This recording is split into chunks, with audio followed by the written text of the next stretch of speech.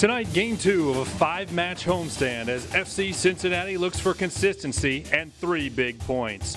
Revenge is on the mind as the Orange and Blue welcome Bethlehem to the Queen City.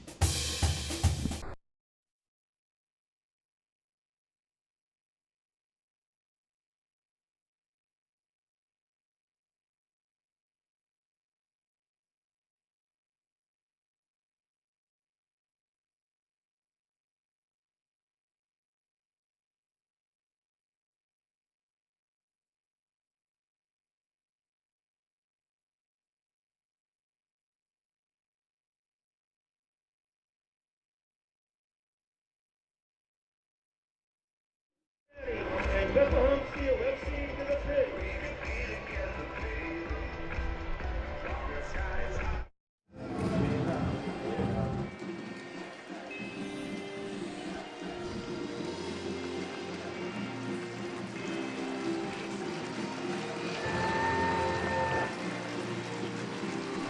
Oh, what'd you say? Oh, yeah. I thought you said, I'm sorry. You said, what are you talking about? Yeah, I rehearsed it. I had Justin listen to me. I am talking about consistency, capitalizing on opportunities, still feel like the chemistry's there. Boom. Sorry. Didn't catch any of it, then I'm like, oh, he said, what are you talking about?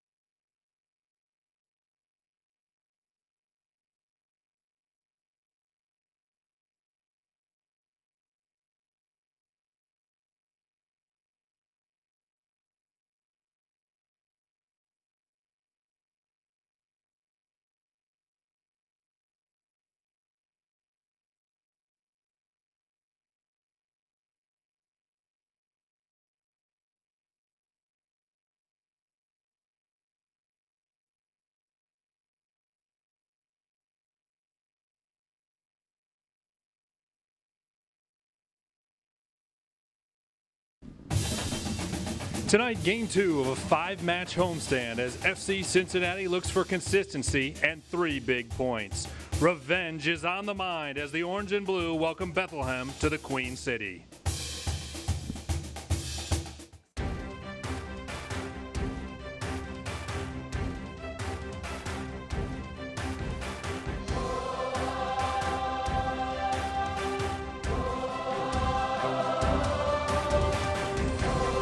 A very good Saturday evening and welcome to Nippert Stadium on the campus of the University of Cincinnati.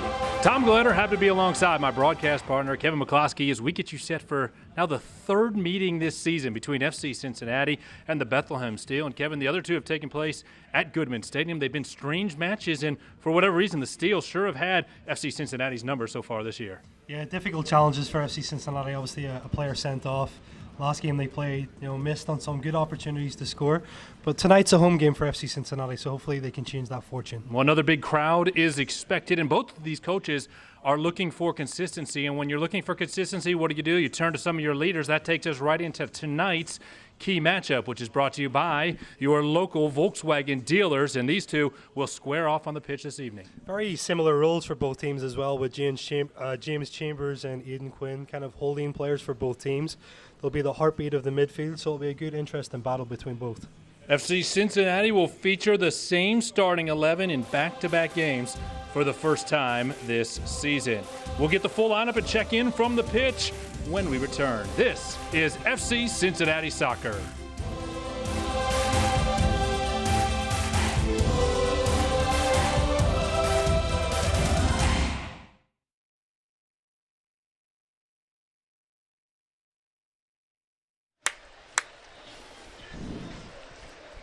One, two, three, four, five, six, 7, 8. 1, 2, 3, 4, 5, 6.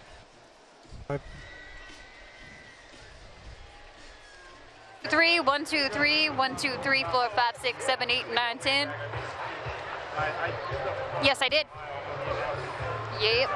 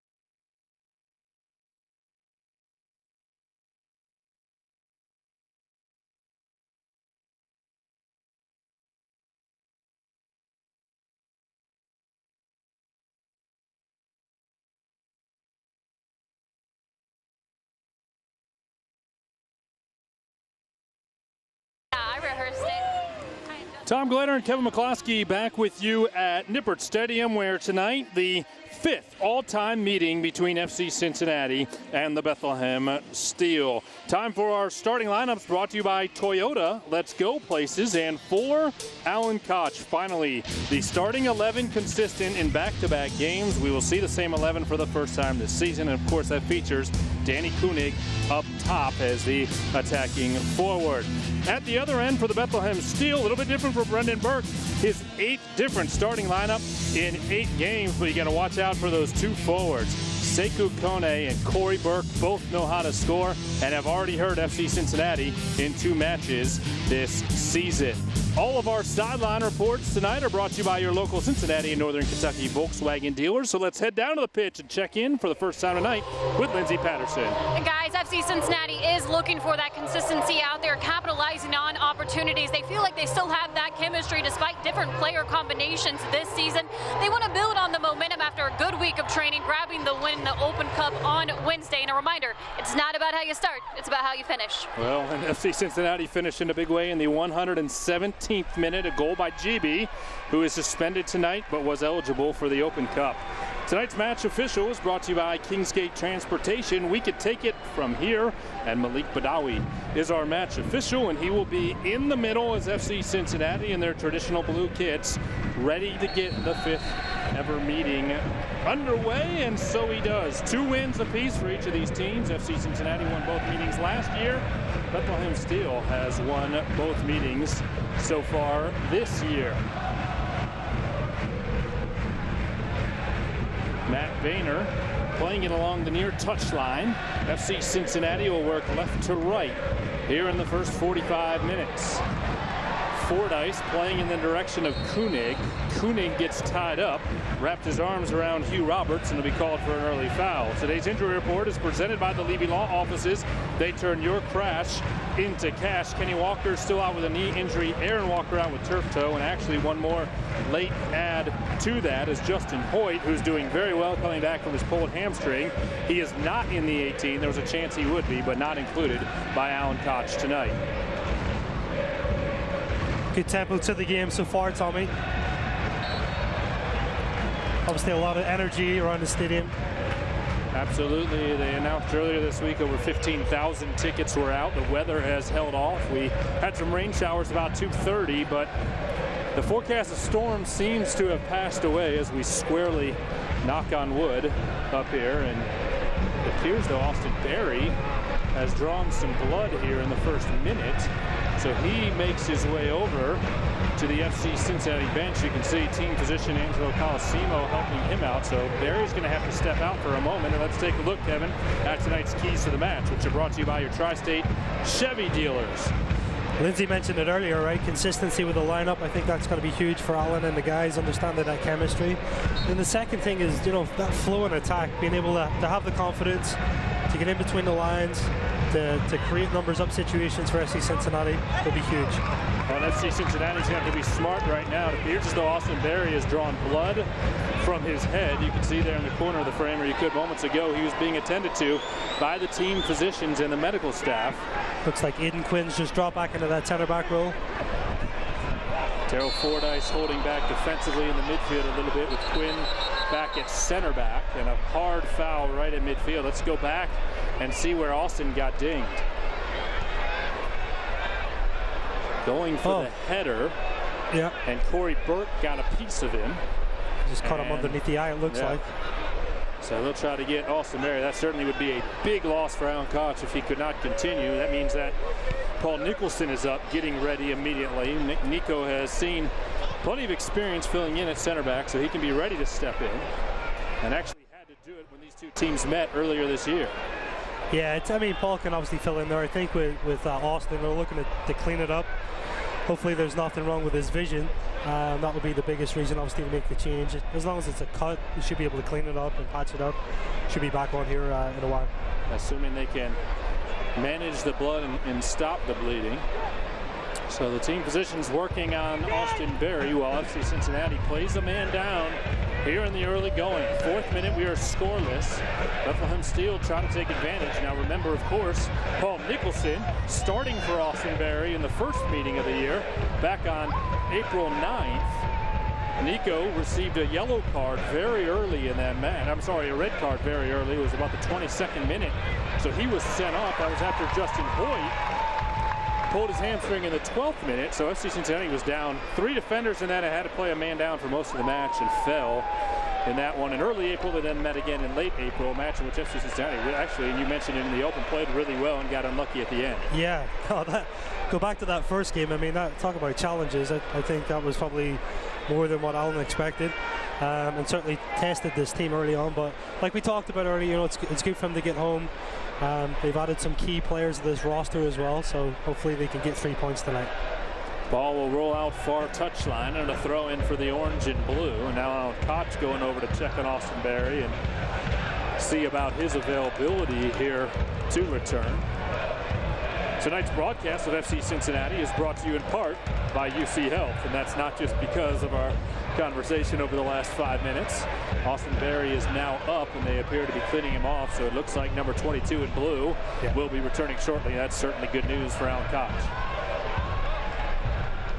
Aiden Quinn sitting back at center back right now, plays it off his chest to Corbin Bone. It's the big thing here, obviously, for FC Cincinnati. You know, being a player done, they want to keep possession. It's not really about getting players into the attack necessarily. They obviously want to try to keep the ball and not be exploited by Bethlehem. I'd certainly say they did a nice job just maintaining everything for literally about 4.5 minutes to allow the medical staff to attend to Austin Berry. He's back on. Aiden Quinn to go back to his defensive midfielder position. He's knocked down from behind by Corey Burke. Burke is called for the foul. And Austin right back into the match. Will get set to check back in. It was Burke who collided with Berry on the header about 5 minutes ago, drawing blood on the FC Cincinnati captain. Big physical frame of Burke too. You know, a physical player likes to throw his body about a little bit. Ball was played into the middle to Chambers. He then had to turn it around. Eventually it's played off of Jimmy McLaughlin to be a throw-in for the Bethlehem Steel. And he talked about Chambers in your open, a native of Dublin, Ireland at 6 foot. That midfielder, you've really seen this Bethlehem Steel roster built around him and what he's capable of doing.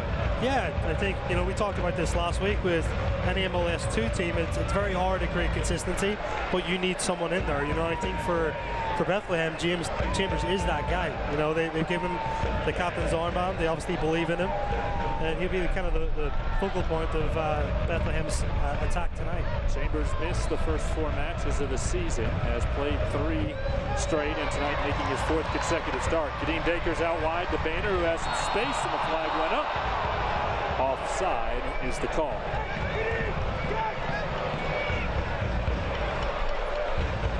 Good intent by that partnership again. Really think, you know, they're starting to develop a very good chemistry and understanding on this right-hand side. Certainly energy in the stadium, and you can see a bit of energy in the step of the lads for FC Cincinnati, and they're really going as well. No, they're ready. You know, we talked to Alan during the week, and you know, he's like, we're this close. You know, they've been climbing and obviously trying to construct things and get things ready, and you know, hopefully at any moment they kind of spring forward, and that momentum carries them forward. And Lindsay mentioned it off the top, an Open Cup victory on Wednesday night against AFC Cleveland to move on, and now FC Cincinnati will meet their rival Louisville City on May 31st here at Nippert Stadium, and the winner will host the Columbus Crew. Getting a bit ahead of ourselves, but that match on Wednesday goes to extra time. They end up playing 120 minutes as Jimmy McLaughlin pushing to the offensive third. Now he's going to pull it back to Daryl Fordyce, but Harrison Delbridge, the other center back alongside Austin Berry, had to play all 120 minutes. That's the only starter who played the entire way Wednesday night. Right. He's a guy obviously that's fit enough to do it. Been very, very important for FC Cincinnati from obviously last year and the start of this year as well. I asked him yesterday after training how his legs were. I think you were standing next to me. He smiled, said a bit heavy, but I'll be good to go. And that's a fair analysis. Yeah. After playing 90 last Saturday, 120 on Wednesday, and then facing likely another 90 here tonight. Yeah, I'm sure he's fit enough to get through it. Austin Berry off to the foot of Boehner. It is picked up by Corey Burke, and here he comes crossing the field with Berry trailing. Burke will slow it down and turn it around and give FC Cincinnati a chance to catch up. Now Burke will fire a shot that sails high into the Bailey. I think from Bethlehem's attack tonight, you'll see their best moments will be from transition. You know, they're a team that changes some, you know, most of the time they sit in a block, but they do press every once in a while. Where they're very effective is winning that ball back in transition and countering the space ahead of them. Saw Corey Burke out there. He's made 3 appearances and had 2 goals for the Jamaican national team, so been very efficient in his limited experience with the Reggae boys. Yeah. He's a guy that's impressed so far. I mean, last couple of games, he's looked very threatening. Had his first goal of the season last time out against Toronto in the 8th minute on a penalty kick. 1-0 was the final tally in that match up in Toronto against the Young Reds. Boehner's cross intended for Fordyce was intercepted, and Bethlehem going to look to counter the other way. Yeah, it's these deep positions here that we're talking about too, where they're going to look to kind of get numbers on the attack quickly. Try to exploit FC Cincinnati by catching them after playing numbers into possession. Chambers went wide, brought down by the steal, and now held on to near the far touchline. Into the middle, onto the foot of Chambers. Cleared away by Harrison Delbridge and out into the midfield. Danny Koenig was making a long run, trying to steal it away in the midfield off the foot of Hugh Roberts, and missed it by about a step. This is a position here that I feel like, you know, FC Cincinnati need to start pressing a little bit, become a little unpredictable with how their defensive shape set up. You know, I know Alan likes to kind of get them into the block, but I feel like any of these teams that are going to counter, if you can press, especially their back line, as soon as they get up into that middle third, they've got nothing but space to attack from it. Santi Moar attacking, got around Boehner, crosses into the middle, missed on. Was that Sekou Kone, the forward out of Liberia, who just stepped around the ball and didn't get it cleanly on a great look in front of Mitch Hildebrand. This is the position I'm talking about here. You know, they're in the middle third. I feel like FC Cincinnati have to do a better job of pressing and trying to win it and exploit Bethlehem if they can. McLaughlin showing off his speed just outside the 18. Into the box, and his touch a little bit too strong. Rolls out along the end line. A great opportunity there as Jimmy McLaughlin sped up the middle of the pitch. Yeah, good dynamic run from Jimmy. And I think he's probably been one of the most productive attacking players for FC Cincinnati in the last few games. Got great energy. Yeah, he works the entire time, but very, very confident too. Player that wants it to feet, likes going at defenders, try to make things happen for FC Cincinnati. Jake McGuire will take the goal kick. The 6'3", 22-year-old, a 0.80 goals against average on the season. He is 5th in the USL right now in saves with 22 after picking up 7 at Toronto FC2 last week. Quick throw in for FC Cincinnati. 12th minute at Nippert Stadium, scoreless. In the third meeting this season between the two clubs, and yes, it is only May 20th, but they have met 3 times. This will be the final regular season meeting between the clubs. Delbridge works it into the midfield to Bone and then gets it right back. Delbridge forward on to Pollock. Pollock trying to play it forward for McLaughlin. Again, McLaughlin's speed nearly to his advantage. McCoy Burke did a good job,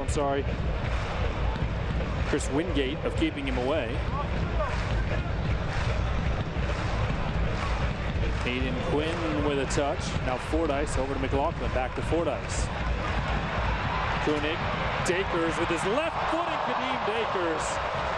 Missed by about a foot as it sailed over the frame. Yeah, I think he's claiming it. The keeper maybe got a touch, but I think it does go over. Fantastic position too.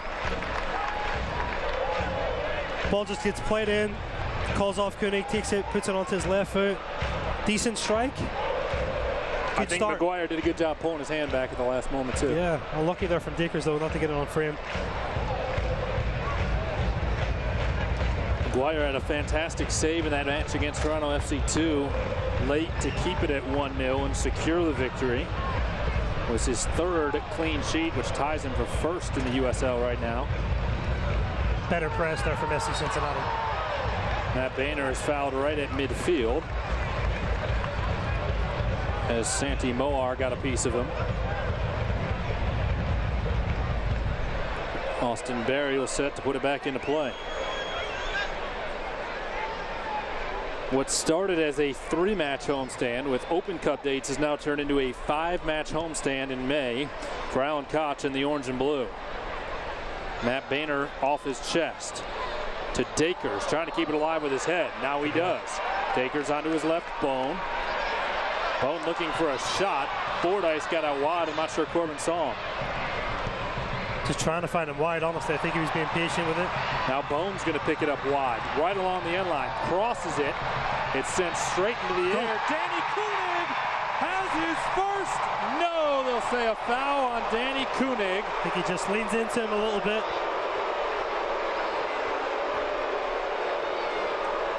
Koenig with the header inside of the 6-yard box. He's asking for an explanation from Malik Badawi. Bone with a great cross was cleared into the air by Tribbett. He has his arm wrapped around his head. He braved the challenge, but yeah, he just catches obviously the goalkeeper and stops. I think Koenig, but is definitely a player that's going to be a threat for FC Cincinnati. If they can find him in those positions, you know, he's going to finish for sure. He's not the type of player that's going to kind of create from nothing. He's the type of player that you've got to give him more and more service if they can. So good start from FC Cincinnati. As some of my friends on Twitter reminded me after the match last Saturday, I don't always agree with the officiating. I do agree with that call, foul on Danny Koenig. No, that was a foul, yeah. Koenig trying to slide it out wide to Jimmy McLaughlin, a bit too strong, and it rolls out. A throw-in coming for Bethlehem, but a great opportunity there. Tribbett had the clear that went straight into the air and created the dangerous ball. I think the more and more that FC Cincinnati can support Koenig, I think the more and more opportunities they'll create. Sekou Kone chasing down the right side. Kone had 2 goals in the April 9th match against FC Cincinnati when the club played most of the game a man down. Long ball to the right side intended for Boehner. Was deflected by Real. Now Boehner across the middle, too tall for Koenig. But Koenig likes the quality. He's applauding Boehner. Exactly what I was just talking about, right? They've got to give him more opportunities. Put him in those positions. He's definitely got enough quality that he can finish. Jake McGuire, the 6'3" goalkeeper from Chino Hills, California, a 30th overall pick in the 2017 MLS Super Draft by Houston. He was then released and signed by the Union on March 10th. So he is on a Union contract, a Philadelphia Union contract, because of course Bethlehem is an MLS 2 side. Ball into the box for Dean Dakers. Dakers keeping it on his foot, sends it straight up into the air. Koenig trying to track it down. Koenig is taken down to the box, no call. Chambers will clear out into the midfield. whistle, and FC Cincinnati can put it back into play, but no help on the tackle in the box. Leg was on, I think, here. Minimal contact. Minimal contact, yeah. No missed call there. McLaughlin right outside the 18. Sends it across the middle. Koenig got a piece of it. And Danny Koenig has a goal for the first time in orange and blue.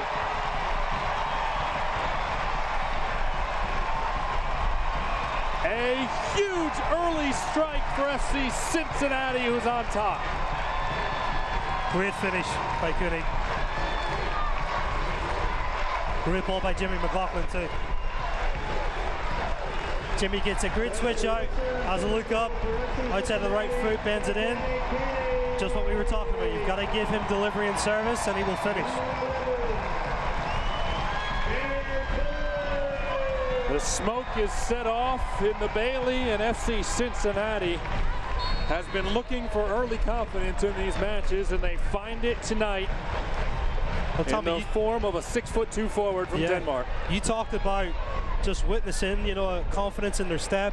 You could tell, obviously, the energy was there. Looked like a different team, especially in the attack.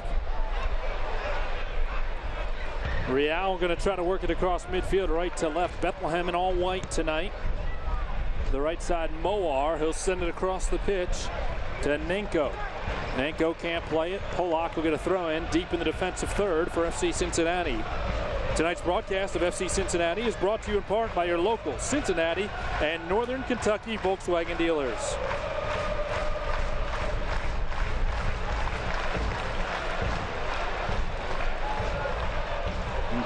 Hayden Quinn swinging at it with Chris Wingate closing in. Good control there by Corbin Bone under pressure. Doesn't panic. Restarts possession again. Quick turnover and right onto the foot of Kone. Kone with 3 goals on the season. Slots it into the middle. Shot, and Mitch Hildebrandt with a save. Put back, and it's cleared by Delbridge. Kone whiffs on it, and a flurry of action inside the 18 is cleared by FC Cincinnati. Good save by Mitch. And I just talked about Corbin kind of did well under pressure. Plays it into Austin, and Austin actually gets caught under pressure. So it's one of those things, you know, a little bit better decision from the center back to play forward. Chance of Mitch says no, coming from the Bailey following the save by the FC Cincinnati goalkeeper. Big clearance there by Harrison Delbridge as well.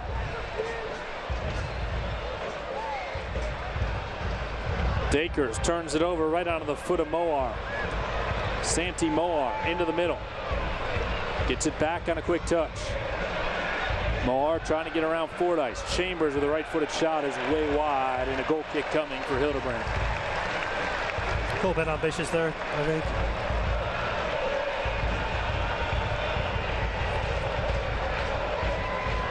Great save by Mitch. And Tyler did a good job, obviously, retreating back there. He recognized the transitional part.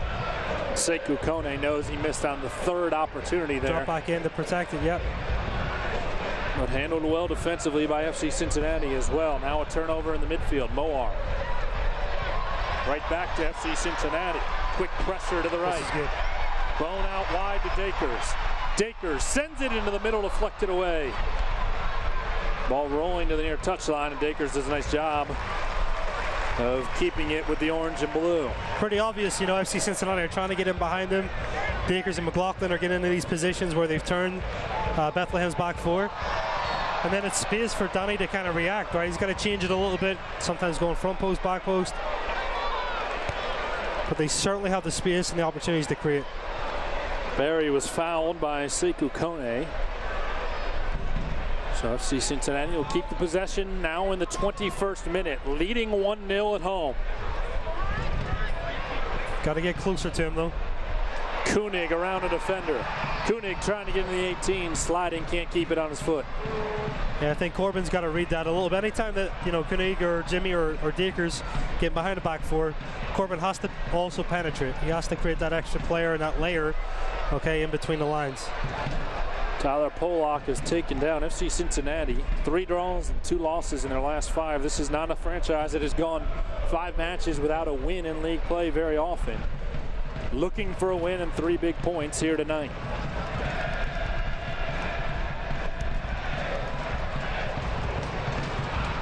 Delbridge with 2 white jerseys around him wins the header onto the foot of Aiden Quinn and back to Boehner. Now trying to get it forward to Dakers. Bethlehem will regain control over to the right. Tribbett. Now Chambers. Great pass. Pollock has it go off his head. Inch perfect. Probably drives out about 60 yards. Chris Nenko, the Canadian at 5'6", was set to throw it in. Now actually he will leave it for one of his teammates. Chambers out wide for Moar. Moar with Boehner in his face. Good defender. Moar with a right-handed shot and it's blocked by Boehner. Yeah, good defended by Boehner. Always risky too in that area where you're showing him inside, but Santi Moar has another effort deflected in Kadeem Dakers. Keeping up with it, falls down and plays it off his head to keep it alive. Corbin Bone going to try to play it long towards the corner for Jimmy McLaughlin. Picked up by Matt Mahoney. He plays it right into the middle on the foot of Fordyce. Good press in position again. McLaughlin back heel to Pollock. Pollock across the box with his left foot, too strong, and it sails out. But the touches have been there, and the quality seems improved in the first 24 minutes. Yeah, I think attacking third stuff's been fantastic. I think, you know, defensively, I think they've got to tighten up a little bit and just be aware of that counter-attack from Bethlehem. It is going to be threatening. But so far, I mean, they've been very creative. They've worked hard, numbers into the attack, and some great opportunities to start the game. McGuire with the goal kick into the midfield, headed down by Harrison Delbridge.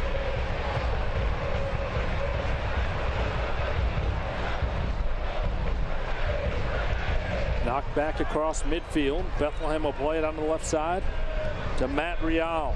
That's where I think just FC Cincinnati need to get a little bit more compact. Try to get into those channels, into the passing lanes, and kind of deny penetration into those targets. Kone has it come off his foot. Throw in for FC Cincinnati. Brendan Burke was looking for a foul there, didn't get the call. Both of these franchises, second-year clubs in the USL. Bethlehem Steel joining in 2016 as a direct affiliate to the Philadelphia Union in Major League Soccer. And of course, FC Cincinnati has a couple guys with ties to the Union. Jimmy McLaughlin was there, as was Austin Berry before he went overseas and then came home literally to play in the Queen City. Yeah. Moar into the middle. Kone with the right foot way high into the 5th row of the Bailey. I think the difference tonight, you're talking about both rosters. Obviously, there's a lot of change in transition with an MLS second team. I think you look at FC Cincinnati's roster too. I mean, there's a lot of USL experience, international experience.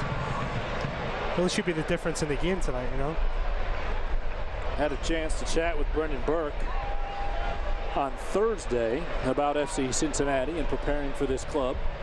And he said he felt the biggest difference between these two teams is all the experience that Alan Koch has with his guys, MLS experience, international experiences you're talking about, compared to his club, which has had 11 players make their pro debut in the first 7 matches this season. And there'll probably be more as the year goes along. That's part of what happens when you're an MLS2 club. Yeah, part of it for sure.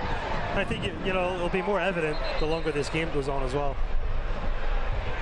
That difference in experience. I really think FC Cincinnati are probably still kicking themselves a little bit. The last 2 games that they played Bethlehem, they went there. They felt like they should have got a lot more out of the game. So I'm sure there's a little bit of extra motivation there tonight. Danny Koenig having an extended conversation with Malik Badawi.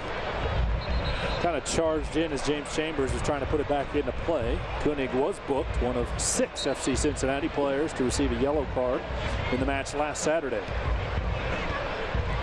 Kadeem Dakers trying to win the challenge, ends up bouncing and rolling back in the direction of Matt Boehner, who picks it up.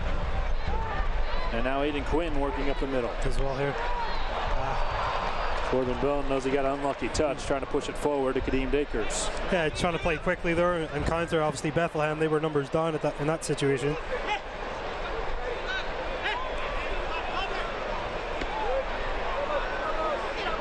Kone battling with Barry.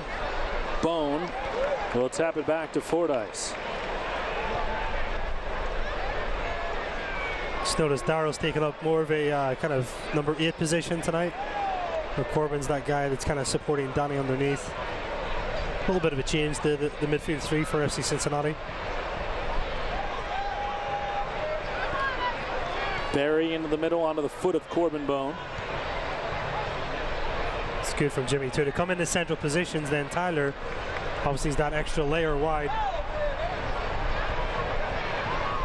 Walkman will sit back behind Pollock. Pollock forward from his fullback position. Now Aiden Quinn has his pass intercepted onto the foot of Wingate. Yeah. Bone takes it right back to McLaughlin. On to Fordyce, just outside the 18. Left-footed shot is deflected from Darrell Fordyce. Aiden Quinn will come up and keep it alive for FC Cincinnati. Over to Delbridge. Pollock.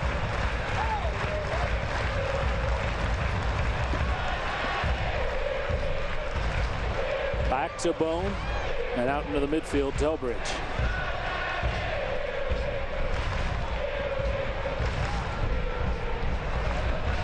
Harrison Delbridge, the big Aussie working in the midfield, has his pass headed down, but it comes right back to him. Bone into the middle. Koenig plays it off his head. Tries to get a shot on it. And good defense from Matt Real to keep it alive great for first Bethlehem touch. Steel and defend it. Yeah, great first touch from Darrell. Another good ball comes in. Bounson takes his first touch with his head just across the body, and then he tries to do the same thing because it wouldn't fall. Bethlehem just step in to intercept. Misidentification there on my part. Both tall forwards. It was Darrell Fordyce out in the box, not Danny Koenig, who had the early goal. It's a good late run, though, from that deeper position from Darrell. Hildebrand with a long ball for Dakers. He'll pick it up to our right along the touchline. Working inside the 18, slips, gets back up, and keeps it alive. Good footwork early on from Kadeem Dakers. Dakers nearly gets it back, then Corbin Bone has it rifle off his chest. And Bone will battle in the corner with Matt Mahoney. Goal kick coming up for McGuire. It's a tough part too when a team's going to press you. If Bethlehem continue to defensively kind of sit in, they've got to establish possession. You're certainly seeing early intensity from FC Cincinnati. We're now in the 30th minute, and orange and blue leading by a goal thanks to Danny Koenig in the 17th minute. This half seems to be flying by Tommy too. Absolutely. The pace has been frantic back and forth. Kone nearly chipped Mitch Hildebrand, who retreated, knocked it down just before the goal line. Yeah. Kone does well to try to catch him. Good instinct there. Obviously Mitch reads the player that's going to drop for that shot and recovers well. Austin Barry taking on pressure from Moar, has to clear it out, and a throw in the offensive third coming here for Bethlehem. I think Austin's just got to get a little bit wider, that pressure to receive the ball, open up his hips. And then he's taking his first touch to break pressure and should be finding the target after that.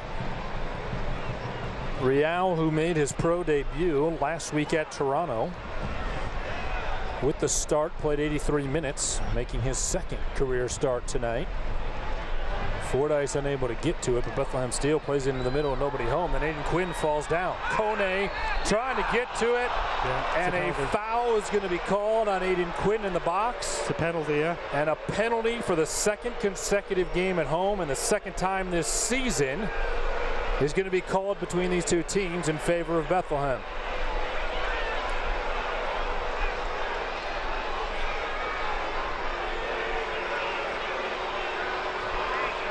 Yeah, Aiden has it, gets dispossessed. Coney does well, and he just puts his leg back there and putting his hand on his shin. You can't impede him like that.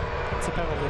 Now, when these two played on April 9th in Bethlehem, Mitch Hildebrandt made a save on a penalty kick from Sekou Kone.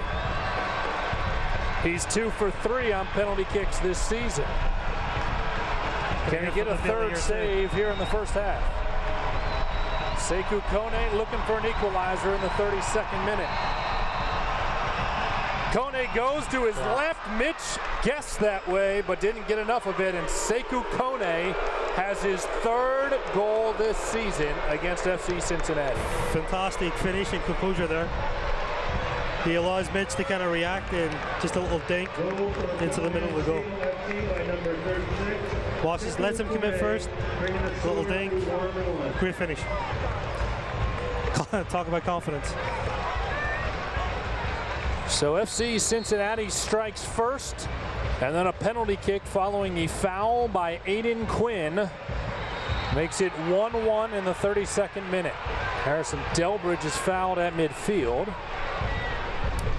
The biggest thing too, you know, just from that, FC Cincinnati just have to improve their build-out play. They can't get caught in their defensive third in possession. It's happened a couple of times.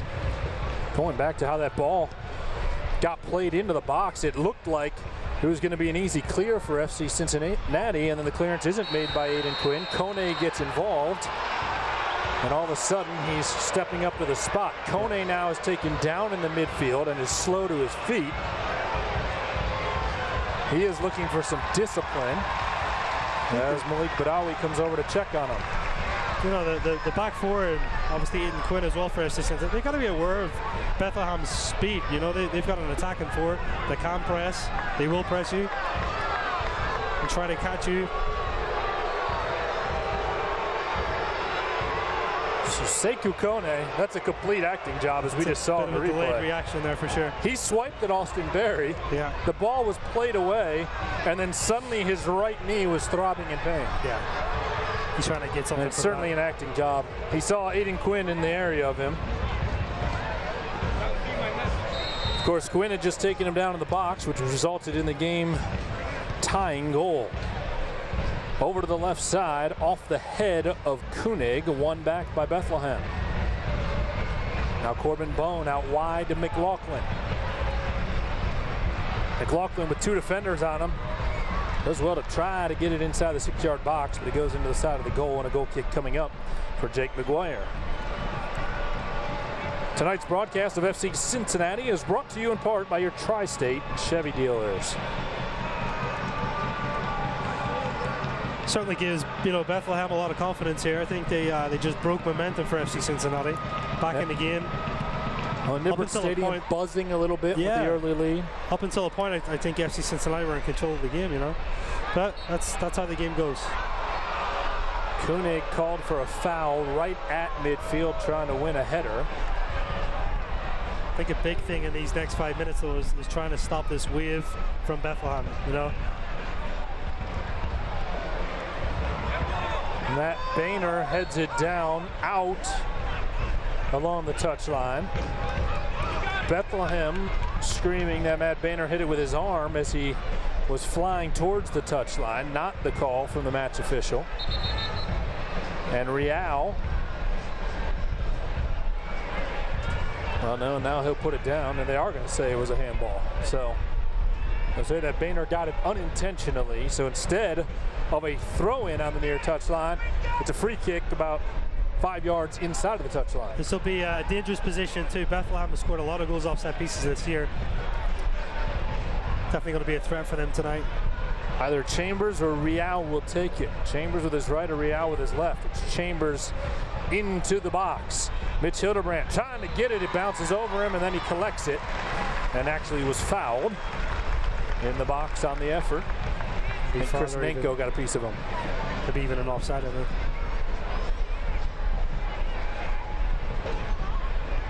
Austin Berry trying to push it forward to Kadeem Dakers. Didn't get there, but was deflected away by Real, and a throw-in coming for FC Cincinnati.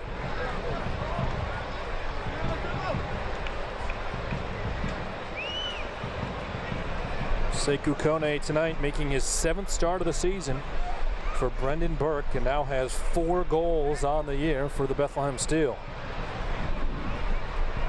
Corbin Bone knocking it down to Kadeem Dakers. Dakers is fouled. About 6 or 7 yards outside of the 18. Now a dangerous spot for FC Cincinnati. Yeah, good setup here. Just outside of the box on the right-hand side.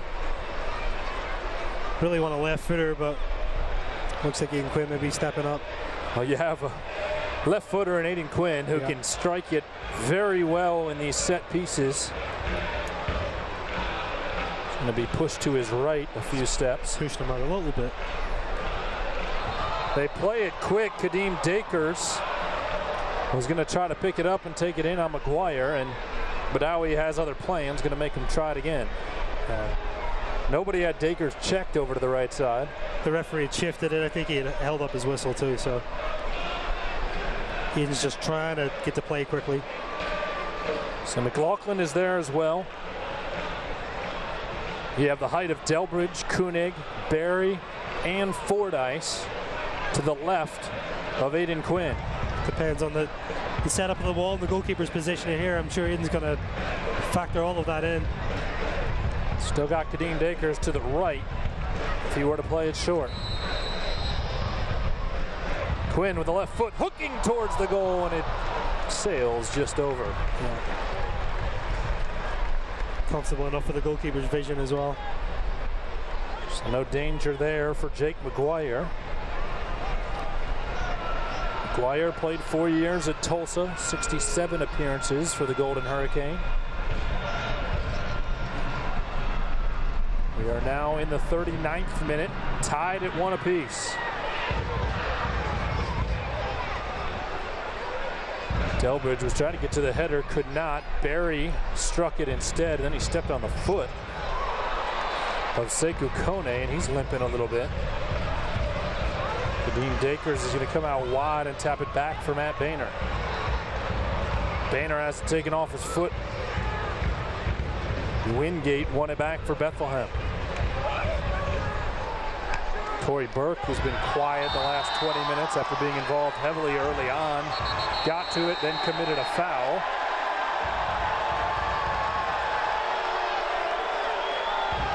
And Corey Burke is going to have a conversation with Malik Badawi before this comes back into play. We have yet to see any discipline from the match official, but a few conversations to keep everything under control. All right. I know you don't want to jinx it. At this point last Saturday, we had seen about 6 yellow cards. We had stopped and started about 25 times. The pace, if you're just a general soccer fan and not a supporter of either of these clubs, is 100 times better tonight than it was last Saturday. I think the official tonight's been fantastic, actually. I think he's talked to the players at the right time. He made obviously a hard decision on the penalty, but it was a penalty. I think he's been spot on. Barry pushing it to the right. Finds Dakers. Back to Fordyce.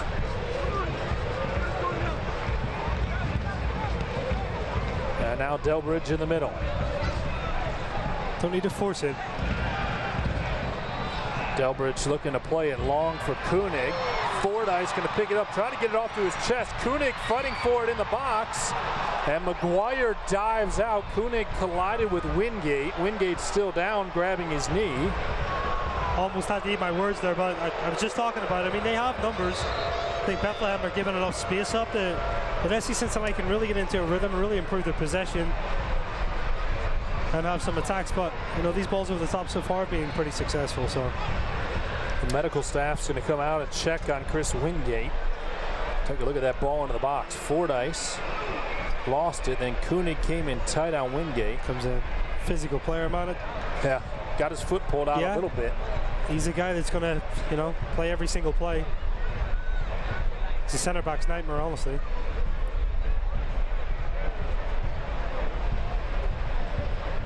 Seen a couple of injury delays so far in the first half. Of course, Austin Barry had the cut above his eye early on. Came out of the match for about 4 minutes, and it appears as though Chris Wingate is okay. There's Corbin Bone, number 19 in orange and blue for FC Cincinnati. Make sure you stay tuned at the half. A great feature coming up on number 19. Corbin signed with FC Cincinnati as part of the first class in December of 2015. He came to Cincinnati as a single guy, unattached, and he has since fallen in love He has gotten married, and he has a child on the way. So life has changed quickly in 17 months for Corbin Bone. We'll talk about all that as well as check out his shoe collection. You're not going to want to miss that at halftime. Austin Berry wins the header off to Corbin Bone. Bone trying to keep it alive around Hugh Roberts. Then Chambers picks it up. Fordyce knocks him down, and Daryl Fordyce is going to go into the book. So the old broadcaster's jinx apparently cost Daryl Fordyce a yellow card. Yeah.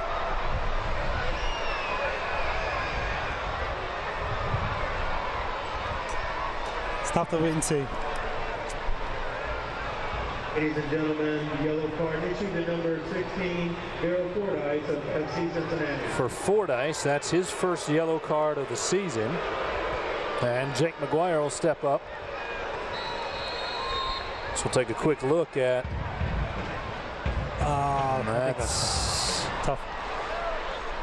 Maybe a little bit of a piece of him on the challenge, but I think we may have seen a little bit more acting there from Bethlehem. We saw it a little bit earlier from Kone. Corey Burke working right at midfield. Got it back, got a nice touch from Moar, and then FC Cincinnati wins it. And will push left to right.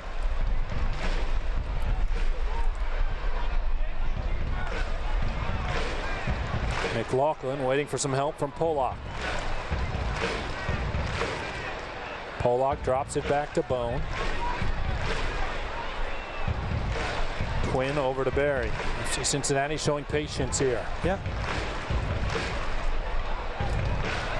Dakers with a whole lot of space over on the right side if they switch sides of the pitch. It's got to be patient. Just wait for that right channel. Seem to open up. Quinn saw him, but didn't quite get it there. Now Moar.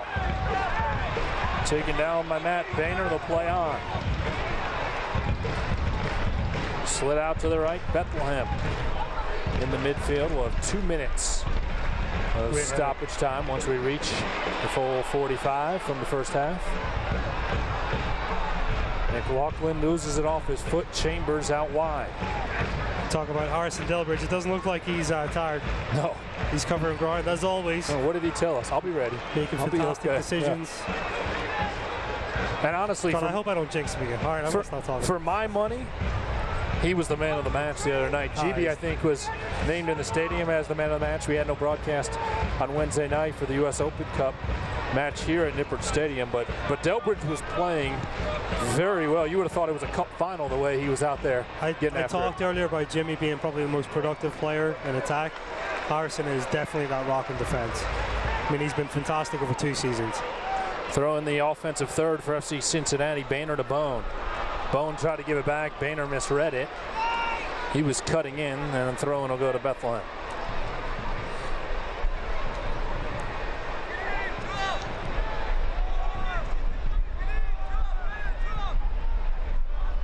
Matt Rial, who signed last year on an amateur deal and earned a professional deal with Bethlehem for this season, throws it in. Kone is down again, slow to his feet. Play will be stopped. As he comes out at midfield, Bethlehem's going to get a throw in. Kone grabbing his chest. So we go into stoppage time with a minimum of 2 minutes, tied at 1 apiece.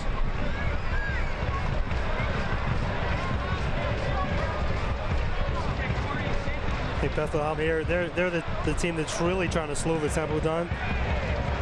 Trying to take away from FC Cincinnati's pressure and attacks, really. Ken Tribbett making his debut this season with Bethlehem. We'll put it back into play in stoppage time. Sending it towards the top of the 18. Delbridge heads it down. Great challenge again. Fordyce turning it the other way. Out wide for McLaughlin, and he does a nice job tracking it down. And Jimmy McLaughlin is tackled in the midfield, and a yellow card is coming here for Bethlehem.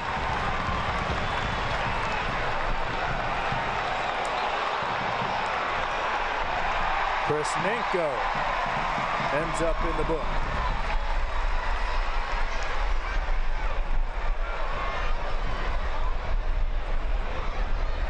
clear foul. Obstructed his ability to get to the ball. Ladies and gentlemen, yellow card issued. First booking for Bethlehem, second yellow card of the season for Nanko. Lost opportunity here before the half. Quinn will slide it forward to McLaughlin. Now Quinn into the 18, nothing there. Headed away by Bethlehem. Gotta be careful here. Tyler Pollock whiffs on it. Here comes Sekou Kone. Quinn racing back, trying to help. Hildebrand off his line, makes a huge stop at the top of the 18. And a good decision there by Mitch Hildebrand. Yeah. Always in a vulnerable state when you're in a set piece. You've got numbers up. Especially with the start of Bethlehem, how they're going to try to hit you on the counter. A furious pace to the end of the first half, and we are tied at 1 apiece. We get another look at the Mitch Hildebrand save with Sekou Kone bearing down on him. I think Tyler's got to do a little bit better and kind of stop play, if that makes sense. He's either winning the ball or he's stopping the player from going through. All of our sideline reports are brought to you by your local Cincinnati and Northern Kentucky Volkswagen dealers. Let's head downstairs to Lizzie Patterson, who's with Alan Koch. Coach Danny Kudnick gets a great shot out there, but Bethlehem gets the penalty kick. Mitch has a great save out there, but what's the message at the half to keep that momentum on your side? I think we played very, very well for the first 30 minutes, probably the best we've played so far this season.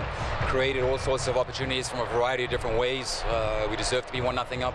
And then obviously the little details. Obviously made a little mistake at the back, allowed them to come back in, and then became a 50-50 game in the last 50 minutes, going back and forth with opportunities for both teams. So we've got to get back to what we did in the first 30 minutes and make sure we do that for the entire 45 minutes, and that'll set us up for success. Thanks, Coach. Thank you. Thank you, Lindsay, and certainly appreciate the time from Alan Koch. 45 minutes in the books here at Nippert Stadium. Still 45 more to come your way. When we return, we sit down with number 19, Corbin Bone. Your halftime score, FC Cincinnati 1, Bethlehem Steel 1. Stay tuned for the halftime report. This is FC Cincinnati Soccer.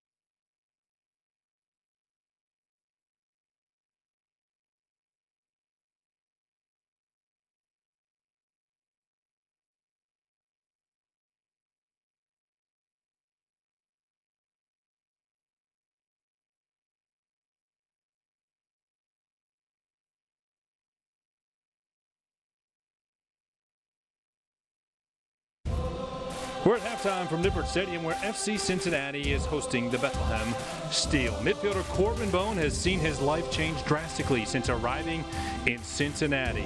Now a husband and a father-to-be, we sit down with number 19. It was my most successful season personally, and then the group that we had last year and going forward into this year has been, one of the proudest moments as a soccer player and as as a person, and to groom myself into what I am today. That the team and the city has helped me do that. I think they were waiting for it, you know. They were waiting for it. It's a very big sports town. I think soccer, you know, is another big sport in the city, and they were waiting for a team, you know, like FC Cincinnati to come around and to root for, and to cheer for. And it's a sport that's, you know, evolving and becoming bigger and bigger each year. And in a way, that's the same way as Cincinnati. You know, it's evolving and maintaining and creating new things throughout the city. So to grow together, I think it came right, you know, at a great time. What they've done for us as a club and for people and for myself and for other, you know, players on the team, it's been incredible to feel that kind of joy and love and passion for a game that I feel the same way about. For it to be reciprocated in that way has been amazing. And just the city itself, you know, everyone, you know, local shops and that kind of stuff just welcoming us and, you know, seeing in their eyes what we see, you know, every day on the field and stuff is great. Looking back, I just came, you know, to play soccer, follow my dream once more, to a new team, new beginning, and try to, you know, resurrect my career, if you will, a little bit. And now all of a sudden, you know, I've created a whole new life for myself here, including the soccer, which has been great. But you know, meeting Annie and now, you know, having all these things fall into place, it's been a blessing to be here. This is what we got. This is our little collection so far. Annie's is the top, and mine's the bottom, and then we got kind of some stuff on the floor. It started early. It started real early. I think my love for basketball, that started because sneakers are a big thing for basketball, you know, so that kind of stuff, and just loving that game early on. Kind of, you know, Jordan and the epic thing that they have. It started early, but it's just evolved because I think, you know, sneakerheads in general have gotten bigger and bigger as the years, as I've grown up at least, and so now it's at an all-time high, I think. So she got like those, the green pair, the Hirachis. So she's got an awesome collection too. Together we formed a pretty good shoe bond, I would say. Yeah. You know, I bring some sort of experience from outside clubs, so anything I can do to kind of propel this club into what it should be and what it can be, you know, that's what I'm here for. When we return to Nippert Stadium, we'll take a look around the USL and still to come on our halftime coverage highlights from the first 45 minutes. This is FC Cincinnati Soccer.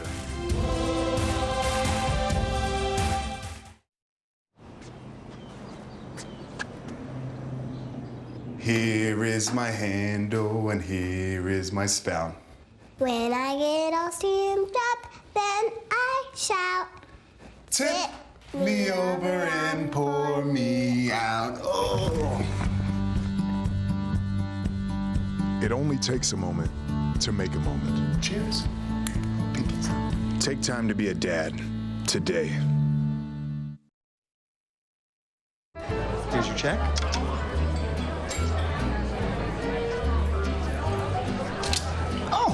You got it. You know, since I got rid of my car, I really enjoy walking. Okay. Got it. No. Getting pulled over for buzz driving could cost you around $10,000 in fines, legal fees, and increased insurance rates. Oh, you're home early. You live with your mom? That'll set your game back a few years. Buzzed, busted, and broke. Because buzz driving is drunk driving.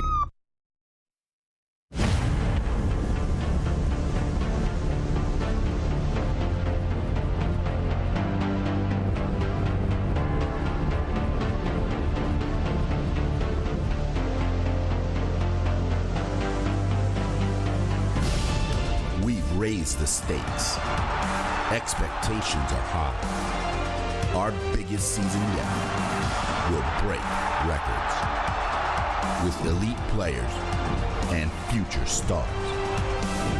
Innovative technology and new homes. We're growing the game in our communities and across the nation. Are you ready?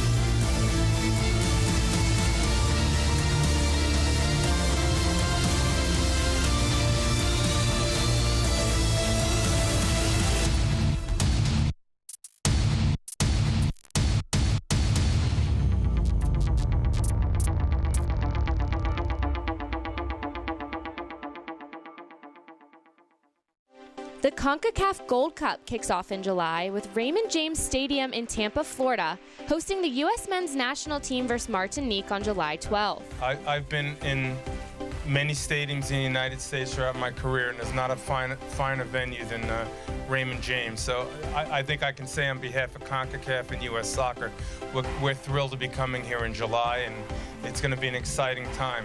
Coach Arena and the Cup finished the day with a visit to the USL corporate offices in Tampa. The growth of the sport in our country has grown tremendously. Everywhere in the United States, you can find a soccer club, and that's obviously is attributed to the growth of USL as well as Major League Soccer. So the sport in our country has grown tremendously, and we should be real proud of where we are in 2017. For USL Network, I'm Morgan Conklin.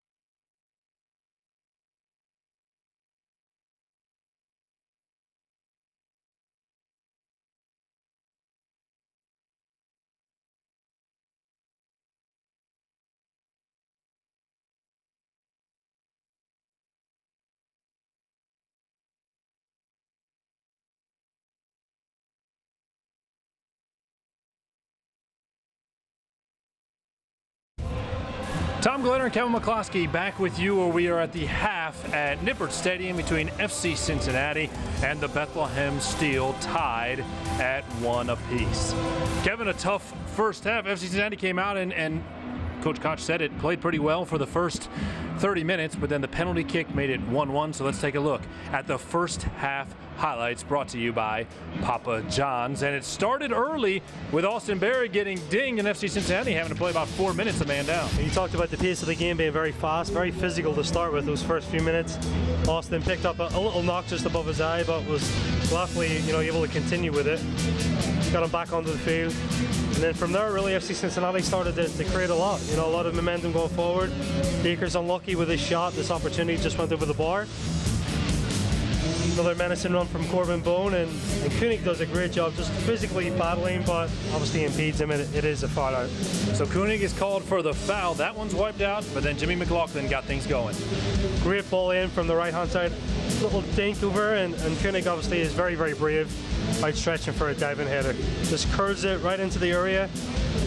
Great diving header. Koenig, his first goal in orange and blue, and all the momentum was on FC Cincinnati's side early on, but Bethlehem battled and got some opportunities. Yeah, I think, FC Cincinnati put themselves in trouble a little bit, but reacted to those transitional moments. Double save, obviously, from Mitch on that. The penalty, I think. He gets dispossessed, he's in a position, throws him down, and what a finish by Koenig. You talk about composure and confidence. This is the last opportunity here, just on the break, the last free kick. Bethlehem countered FC Cincinnati, and Mitch does really well to come out, make a big stop. So Mitch Hildebrand makes a big play late in the half, and those are your halftime highlights delivered by PapaJohns.com. When FC Cincinnati scores twice, you get half-price pizzas online. First half stats, a goal apiece, 8 shots for Bethlehem. The possession in favor of FC Cincinnati. Let's go down to the sideline and check in with Lindsay Patterson. Yeah, guys, I just left the locker room, just kind of hearing some of the halftime message, similar to going into the half. A great 30 minutes, but the last 15, it's been really a 50-50 match for them. But they said, hey, just take care of the ball, build from the back. Tons of space out there, take advantage, but have some patience out there. They said they feel uncomfortable when you put that pressure on them and they're facing the ball. They just want to make sure they're second-guessing themselves, actually utilizing the space and speed, taking advantage of that. Players were in the half giving a message too. They were all in there just staying positive because they feel like they can get this result. Thank you, Lindsay. Save time every time when you use online check-in for a great haircut at Great Clips. It's going to be great. And the Great Clips great save is Mitch Hildebrandt coming off his line and making the stop on Sekou Kone at the end of the first half. Thanks to that play by Mitch Hildebrandt, it remains 1-1 as we get set to start the second half. Both of these clubs out of the locker room. FC Cincinnati in their traditional blue kits will work right to left now for the final 45 minutes. Bethlehem in their whites. And Corbin Bone trying to win it for the hometown club. Koenig keeps it alive right in front of Bethlehem's bench. And then Polak knocks it out off of the steal. And possession will stay with FC Cincinnati. Good switch of play here from Harrison. Looking to try to build up early if they can. I think, we talked about this just at the end. I think if they can improve this build-up play from defensive third into the middle third, I think they're starting to put a really good performance together there. Harrison Delbridge played it forward, but went wide of his target and rolled out, so Jake McGuire will set to put it back into play. Alan Koch, if you missed his interview at the end of the first half, said that he thought those 30 minutes to start were as good as this club has played all season long. It certainly showed. There was enthusiasm, there was good passing, there was lots of great offensive opportunities, one of which was connected on. And now they'll look for another attacking the goal right in front of the Bailey. Delbridge was knocked down as the ball was sent into the midfield. Aiden Quinn's asking for an explanation as to why a whistle did not come initially. It has now been blown. And Malik Badawi is going to call over Sekou Kone for a conversation. You're standing up as straight as I am right now. Just kicks it back a little bit. Brandon Burke and Alan Cox having a conversation on the sideline. In the meantime, Sekou Kone not happy with what Malik Badawi had to tell him, and Kone finds himself in the book.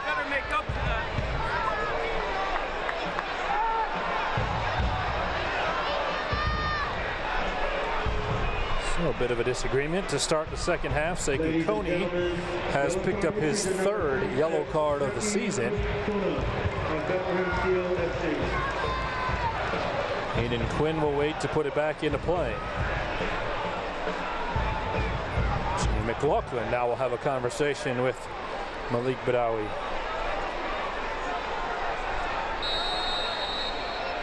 And after all that, Aiden Quinn will put it back into play. Good dummy from Boehner. Dakers plays it forward to Boehner. He'll knock it off of Tribbett and out along the end line. And like that, we have our first corner kick of the match. Yeah. All of tonight's corner kicks are brought to you by the Levy Law Offices. Turn your crash into cash. Visit LevyLawOffices.com. And an opportunity here in the early moments of the second half for FC Cincinnati to get back on top. Got some good options here with Harrison Delbridge, Koenig, Austin Berry coming up as well. Quinn swings it in, bouncing around the 6-yard box, cleared away by Bethlehem. Dakers strikes it and sails it too high into the Bailey.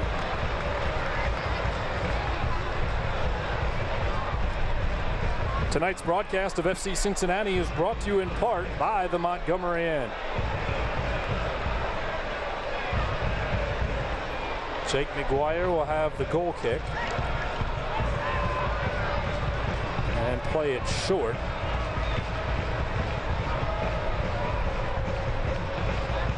Now Long ball in the direction of Kone. Barry comes over and plays it off his chest. Into the middle, Hugh Roberts regains control. And now Chris Wingate. Wingate turns and sends it right up the middle of the pitch. Nobody home, and it'll bounce right into the corner of the 18 where Mitch Hildebrand comes over to scoop it up. Start possession again here, building. I think the key too, we talked about the attack if they can. Pollock has it come off his foot. Nenko into the middle. Onto the foot of Corey Burke. Across the middle, Chambers got the header, and I'm actually sorry, that's Sante Molar who headed it wide, and a goal kick, no trouble there for Hildebrand. I was just about to say, if they can't penetrate that first line, obviously Tyler just got intercepted there. I think they put themselves in a really good position. Delbridge will cross it to Barry. Barry will look to switch it back to the left side. McLaughlin with a touch into the box, cleared away by Mahoney. And just like that, another corner kick coming for FC Cincinnati. Excellent long ball there from Austin Barry. Finds a space just in front of Jimmy. Jimmy plays a great first touch behind the Bethlehem defense. This corner kick also brought to you by the Levy Law Offices, where they turn your crash into cash. McLaughlin on the cross. Koenig went for it. Didn't quite get there. McGuire punched it away. Barry trying to track it down. Real will send it into the midfield as Bethlehem. Bethlehem did well there to get out of trouble pressure. Again, yeah. Good little passing pattern just to get out. Tom Gallagher, Kevin McCloskey, Lindsey Patterson. Happy to be with you at Nippert Stadium in the 51st minute. On a bit humid of a Saturday evening, third meeting this year between FC Cincinnati and Bethlehem. And we are tied at 1 apiece. Delbridge over to Pollock. Now Delbridge waiting to set it up. Sends it up the middle. Koenig was onside, but a bit too strong, and it bounces into the hands of waiting goalkeeper Jake McGuire. I think they've got to be careful too. I talked about it in the first half, just before he'd scored the goal with Koenig. You know, they've got to give him opportunities. They don't want to play him these balls where he has to chase down over and over again, though. You know, you want him kind of sharp at the right time. They've got to build up, wait for the right time, then try to put it on the platter if they can for him. And we saw in the first half he can finish. McLaughlin with a nice ball to turn it back in the direction of the orange and blue, but nobody was home for FC Cincinnati. Chambers will play it onto the right. And now up the middle of the pitch, Mahoney to the right touchline, and too strong for Corey Burke. Throw in for Tyler Pollock. I like Dakers. I was just gonna say, I like that Dakers stand in an offensive position here. Quinn finds his former teammate with Louisville City to Koenig in the box. Koenig has it on his left foot, and Danny Koenig has a brace. FC Cincinnati back on top. What a finish.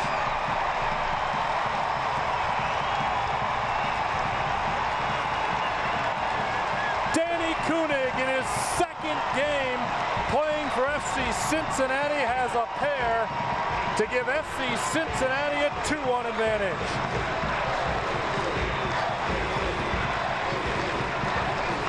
Definitely going to lift the crowd in that.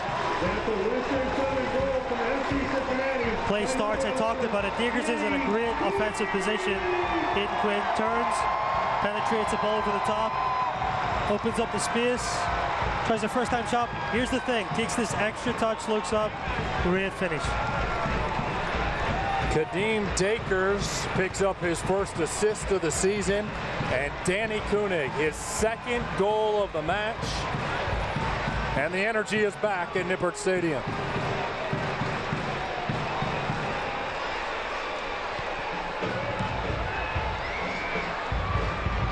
We talked a lot last Saturday, Kevin, about Koenig getting comfortable with his teammates. Only 2 training sessions before that match, and at times it looked like he'd only trained with his teammates 2 times. But he trained with them all week, and certainly has looked a lot more comfortable tonight. No, you know, look, it was a lot to ask for him to come in and make a massive impact.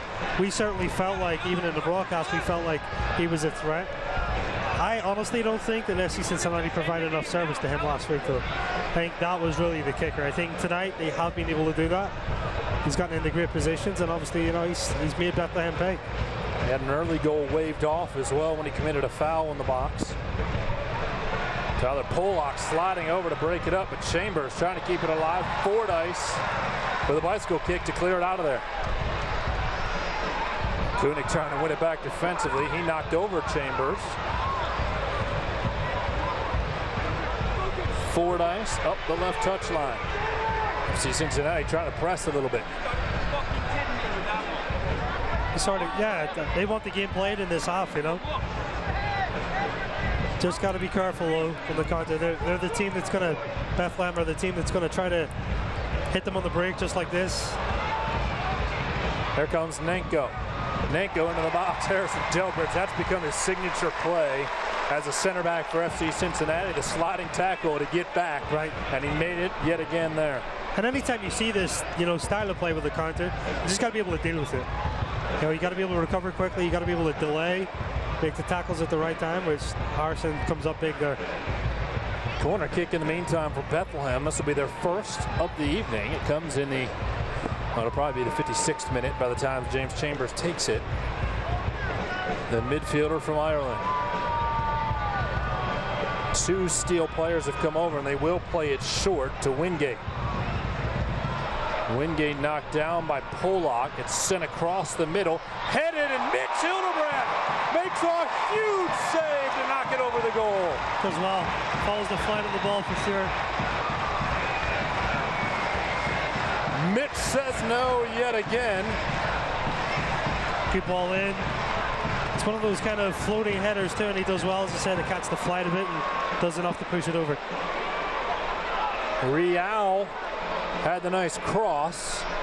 Mitch isn't too happy with his defender there, by the way. Well, they're going to get a moment to talk it over because Wingate is still down. I believe that's Chris Wingate that went down grabbing his left knee after Tyler Pollock leapt over him. So he's getting some attention from the medical staff.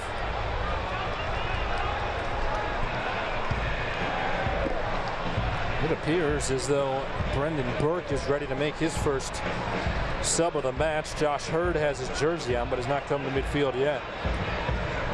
Here's the play in which Wingate went down. Wasn't anything. Tyler Pollock maybe got his foot caught on the turf. You know, it's hard to kind of tell. It looks like he locked up just before the contact was even made. And Chris Wingate is going to come out, and his day appears to be over. Popped his knee maybe, or almost has his hand on his hip. I'm not sure if that's for support or that's where the pain is. It appears as though they were looking at his knee. So Wingate will come out, and midfielder Josh Hurd, a 5'9" native of Victoria, British Columbia, will check in. Yeah.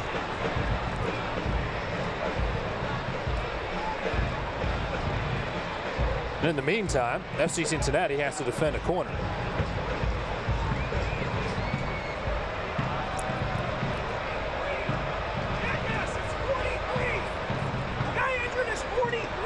This time it'll come from the far side. Some displeasure being shown in the meantime from the coaching staff from Bethlehem right at midfield for the fourth official.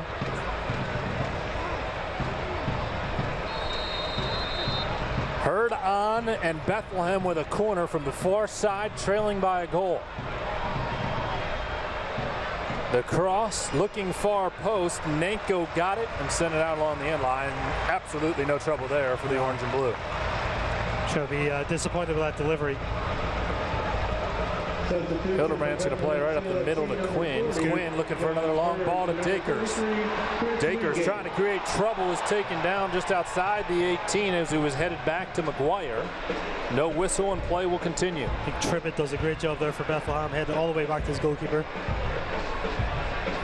But good intent there by Aidan Quinn. He recognizes it. Mitch played him a short ball, looks up. Dakers is a guy that you've got, you know, you want to play him in space and behind if you can. Hildebrand will play it over to Pollock. Now Delbridge right up the middle of the pitch for Koenig. Yeah. And too strong, and ends up in the chest of Jake McGuire. I said earlier, you know, you don't want to kind of tire him out a little bit. He's the type of guy that's very good back to goal as well. He wants that in the feet or into his chest instead of having to make those extra 30, 40-yard runs. We have yet to see a sub for Alan Koch, but important to note that an acquisition this week, Christian Martinez, who played one match earlier this year for FC Cincinnati, is back with the club and in the 18 tonight. Josh Hurd, Santi Moar making a run. And an injured Bethlehem player right at midfield, so their medical staff very busy here in the second half. And it's Corey Burke, who's been kind of quiet tonight, down right at midfield, grabbing his head, it appears. He has been quiet, yeah. Comes in this, I think Darryl maybe catches him with his elbow. Yeah, it had to be his elbow. I don't think their heads collided. Burke was slow after the contact to go down to the field, grabbing his forehead for sure. And Brendan Burke may be faced with using a second sub here at about the 60th minute. Burke was slow to get to his feet. Hopefully he's okay.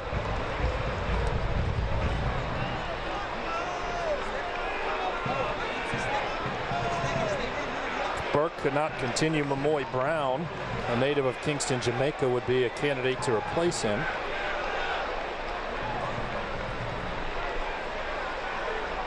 He is the only forward actually available for Brendan Burke tonight.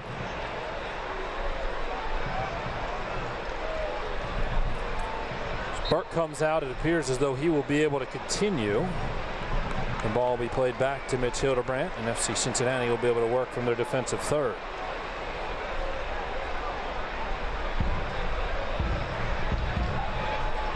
Aiden Quinn up the middle. Looking to the left side, he has Jimmy McLaughlin.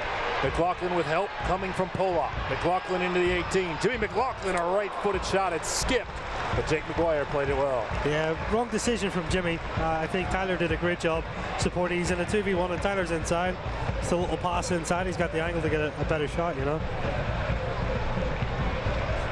All of our sideline reports tonight are brought to you by your local Cincinnati and Northern Kentucky Volkswagen dealers. Let's head downstairs and check in with Lindsey Patterson. And guys, not only did I hear it in the locker room at halftime, but these players have each other's backs out there. Mitch Hildebrandt even told the media earlier in the week, Austin Berry had to take him aside and said, hey, chill out a little bit. Let's get back to work. We'll be fine. 3 points will be big tonight. Right now, FC Cincinnati in line for those 3 points, but still a lot of soccer to be played here at Nippert. Last year, these two teams played twice, and FC Cincinnati won both times. The first meeting, actually in Pennsylvania, was the first ever win for this franchise. And then later in the season, a victory here at Nippert Stadium. 2 meetings already this year at Goodman Stadium, and this is the only one that we'll see between these two teams in the regular season at Nippert. Pollock with a block down in the corner to our right. It'll be a throw in deep in the offensive third for Bethlehem.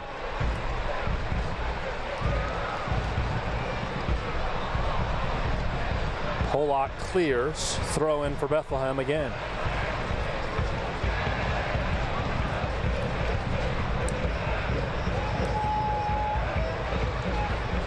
Now into the corner, Sekou Kone has it poked away by Pollock. I'm trying to get something going as Kone spins around to Mahoney.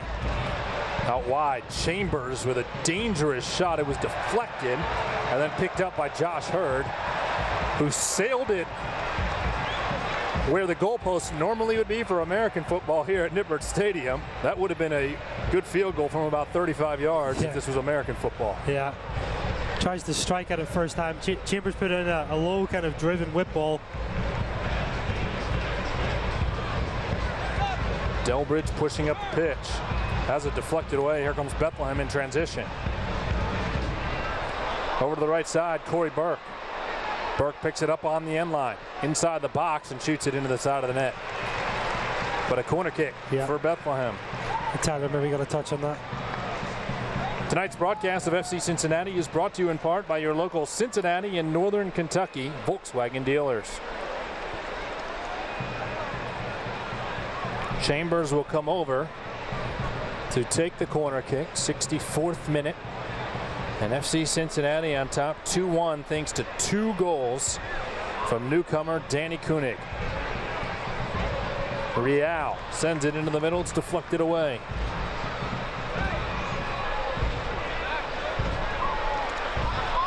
Cleared up to the right side, Dakers. We've seen some great runs from Kadeem Dakers tonight. A good position for him to be into.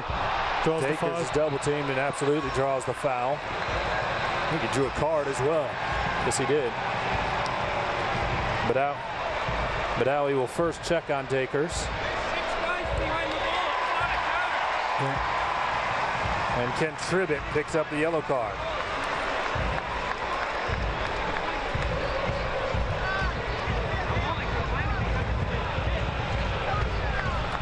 That is the third yellow card assessed to Bethlehem. Hayden Quinn will set to put it back into play, and FC Cincinnati's going to push their height forward, trying to create an opportunity at the top of the 18. He obviously can whip a good ball into the space right in between the line and the goalkeeper. Quinn sending in the direction of Daryl Fordyce, headed away by Bethlehem. Kadeem Dakers trying to keep it alive. Steel FC may have numbers the other way. Long ball for Kone. Hildebrand comes out. Kone has a chance. Hildebrand takes down Kone. No whistle, and it rolls out along the end line. It'll be a corner kick, and it looks like Bethlehem's going to try to get it back into play quickly. Yeah, Mitch is a good recovery. I don't think he has to come for this ball initially. Now I think he's a little disappointed with himself on that. And Bethlehem's going to take their time putting it back into play. And James Chambers is going to come over. Santi Moar was there, but Chambers will take it unless they play it short. No, well, they are going to play it short, but there's no whistle ready for play. So I'm going to have to try that again. Now they'll change their strategy.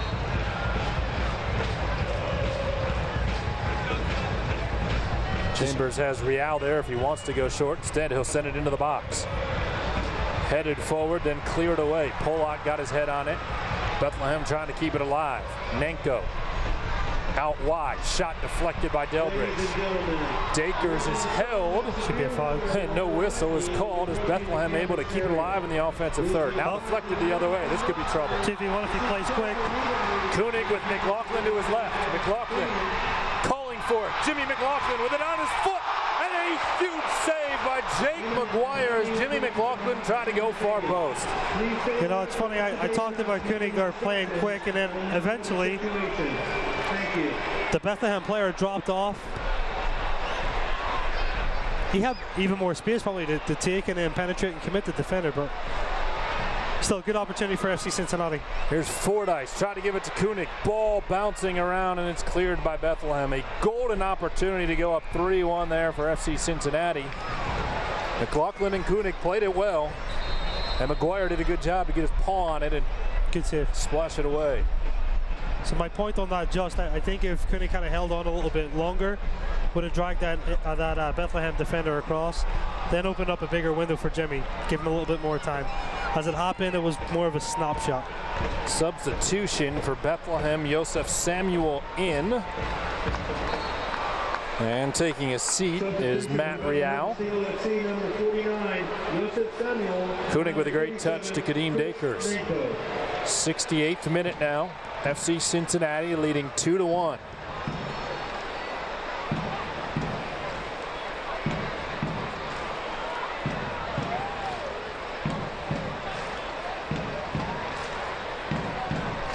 Good early switch. Delbridge tried to feed it into the middle to Corbin Bone, didn't quite get there. Now Bethlehem trying to turn it the other way. Delbridge tracks it down. Hayden Quinn turns it across midfield, and Bethlehem will retreat to collect.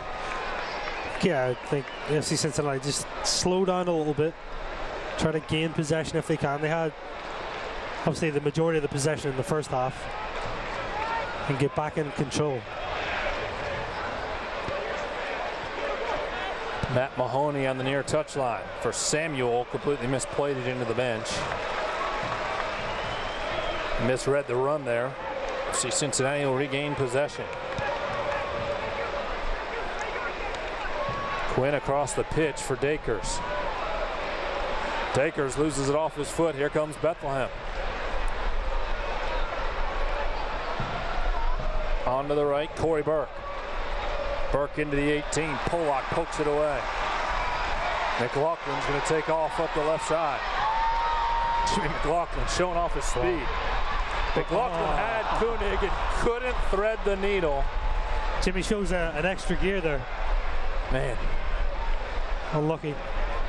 Not bad speed there for the 23-year-old. Faster than both of those combined. Yeah, that's not saying much.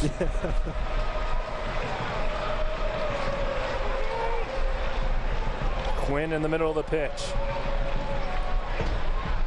Over to his right, Boehner. Comes to Dakers after a header. Now Fordyce. Better possession. This is what I'm saying. They just need to slow down a little bit. Be patient. Boehner on the right. Delbridge and now Barry. We talked about Christian Martinez being available tonight in the 18. Not available Kenny Walker and Justin Hoyt, but they very well could be available next Saturday when Toronto FC 2 pays a visit to Nipper. Just more improvements to the squad, right? Justin Hoyt has only played 12 minutes this season and looked very good in those 12 minutes before pulling his hamstring against Bethlehem. And Kenny Walker, his experience and what he has done for this club speaks for itself. Oh yeah, for sure. I mean, it's certainly last week they missed his presence a lot.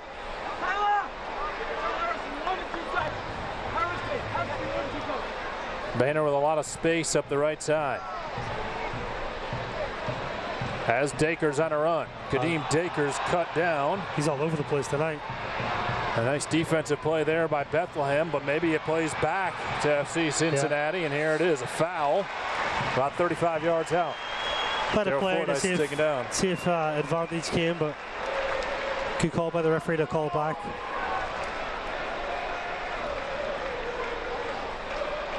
You mentioned it earlier, but I do think that Malik Badawi has done a good job managing this match, managing the emotions. He's issued cautions when necessary, called a fair penalty early.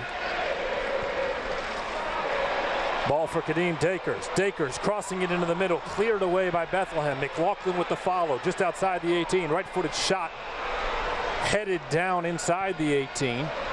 Quinn able to keep it alive, and who's flying up the touchline? Jimmy McLaughlin. I tell you what, that's fantastic work. McLaughlin now along the end line. I think him and Dakers both have worked their tails off. Boy, Burke deflects it out, and a throw-in coming for FC Cincinnati. Still a 2-1 advantage for the home lads.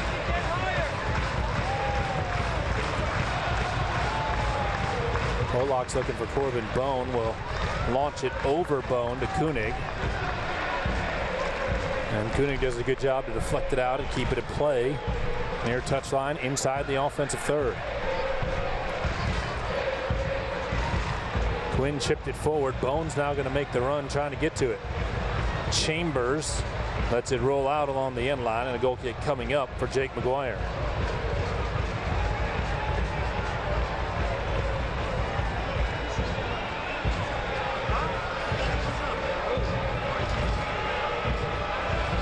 Alan Koch still's not yet gone to his bench. Brendan Burke has used 2 of his 3 available substitutions. Now in the 73rd minute. One of them is Joseph Samuel playing it forward. Onto the right side, Nenko. Nenko with the cross. Barry clears it directly into the air. Harrison Delbridge trying to get to the header, whiffs on it, but then finds it with his foot. Yeah, I think if Alan's, kind of going through, just looking at his number 9, obviously Koenig's done a great job. His 2 wingers of Dakers and McLaughlin, I think, have been very productive. He's probably looking into a central position, that number 10 position, to get a little bit more support, a little bit of creativity if he can. Koenig with a nice ball off his chest to McLaughlin. Into the middle, Fordyce. Right side, Dakers. Now back to Daryl Fordyce.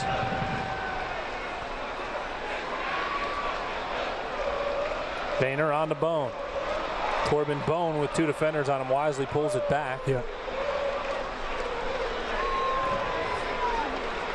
McLaughlin on the left. He has help from Pollock. Instead, he'll swing it with his right foot, headed away by Bethlehem.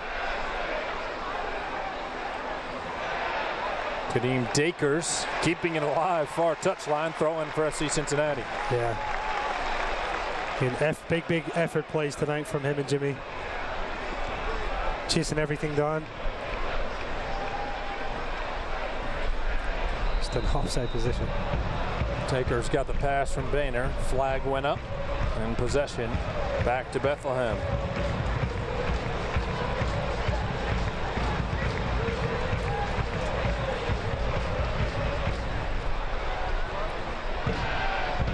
This is now the third of a 5-match homestand for FC Cincinnati. Second USL match. Koenig with the ball through.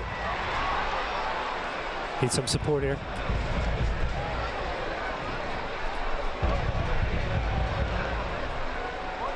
Quinn going to play it back to Barry in the midfield. FCC fans, tonight's attendance is 18,441. Thank you for your continued support of FC Cincinnati. May have heard it on our crowd microphones. Another great crowd on hand in the Queen City tonight. Fantastic for professional soccer. 18,441. I've heard that the numbers have been tracking pretty great for next Saturday, Memorial Day. Now that's a 5 p.m. match, just as we had last weekend for Mother's Day. So everybody make sure they plan their weekend accordingly. 5 p.m. next Saturday for Toronto FC2. FC Cincinnati is looking at a corner kick here in the 76th minute. Great opportunity to gain some insurance late here at home. I think an extra goal, yeah, definitely take a little bit of pressure off. Give some breathing room. Quinn across the middle, headed down. McLaughlin picks it up at the top of the 18. Chambers with a deflection. Dakers coming in to try to play it. And Joseph Samuel loses it along the touchline to go back to FC Cincinnati.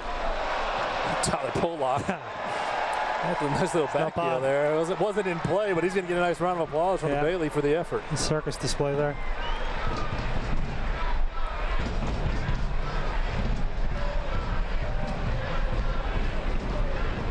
Quinn pushing it forward in the direction of Koenig.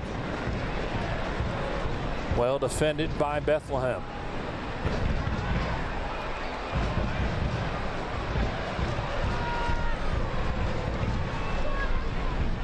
Corbin Bone.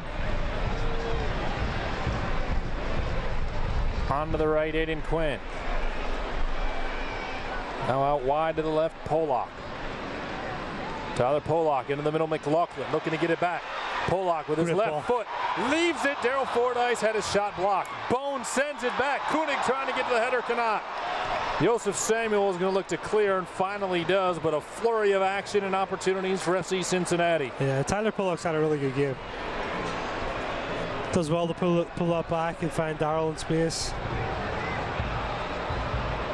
Santi Moar was looking for a run. It never came.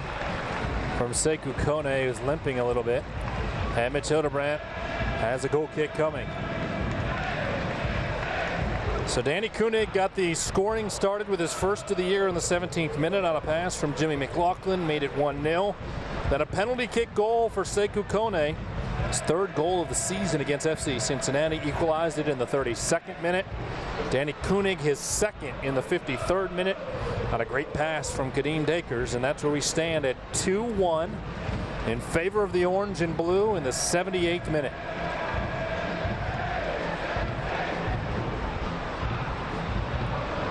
Dakers trying to pick it up in the midfield. Bethlehem wins it back off the head of Austin Berry. On the left side, Tyler Pollock keeps it alive, but Samuel comes over to pick it up. Bethlehem player is down. That's Burke. Nanko has it taken off his foot. Koenig came back to try to collect and could not. Hugh sloppy here at the minute. Mahoney towards the corner. Over to Corbin Bone. FC Cincinnati 3-on-4 the other way. Now McLaughlin coming to lend a hand and put on the Jets once again. Left side Koenig. Koenig into the box.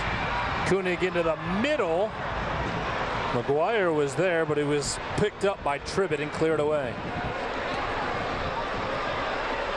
Did a good job here, just pushing numbers forward. Making it very hard for Bethlehem to get out of their half.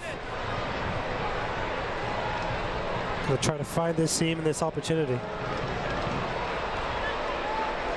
McLaughlin on the left side. Now Pollock back to Jimmy. It's back on. Jimmy played it through the legs of Joseph Samuel right to Daryl Fordyce, but Fordyce didn't quite know it was coming. I think Darrell had stopped it. If he had been, Darrell stopped and checked back. I think if he had continued that run, it would have led him into goal. Andrew Wiedemann out to midfield, and he will be the first sub for Alan Cox when the opportunity comes. Bone went into the middle for McLaughlin, who slipped and missed it. Wiedemann will be coming on for Daryl Fordyce. A little bit over 10 minutes in regulation plus stoppage time. FC Cincinnati holding on to a 2-1 advantage. Samuel to his left, Mahoney now gets it back. Joseph Samuel, the native of Atlanta, plays it into the middle. Corbin Bone picks it up for FC Cincinnati. Bone stays with it as he gets around Tribbett. Then Bone has it knocked off his feet, but he goes out wide to Dakers. Banner making a massive run here to overlap. Back to Dakers.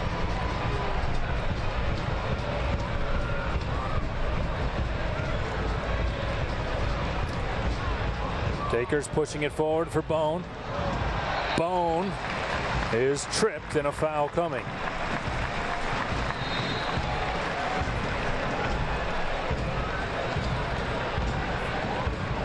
So a free kick coming after this substitution. You see Fordyce coming out and Andrew Wiedemann checking in. Wiedemann this season, 6 starts. This will be his 9th appearance. He has a pair of assists.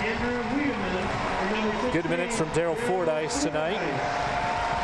And a substitution as well for Bethlehem. Amoy Brown, the forward from Kingston, Jamaica, checks in for Sekou Kone, who scored the goal on the penalty in the first half. He could sub here just to get some fresh legs. Wiedemann's obviously got a good level of creativity about him as well, getting underneath Danny. Quinn will take it with his left foot. Comes from the far side. Delbridge was diving for the header and couldn't quite get to it as it ended up in the hands of Jake McGuire. Talking about a guy who's coming up on 300 minutes played this week and made an athletic move across the box. Cross into the box at the other end, sails right into the hands of Mitch Hildebrandt, no trouble. Yeah, he's an impressive player, impressive athlete. Delbridge at 6'4" from Sydney, Australia. Played collegiately in the United States at Appalachian State. McLaughlin back to Delbridge, who will play in the direction of Mitch Hildebrandt. He has Amoy Brown on the fresh legs chasing him down.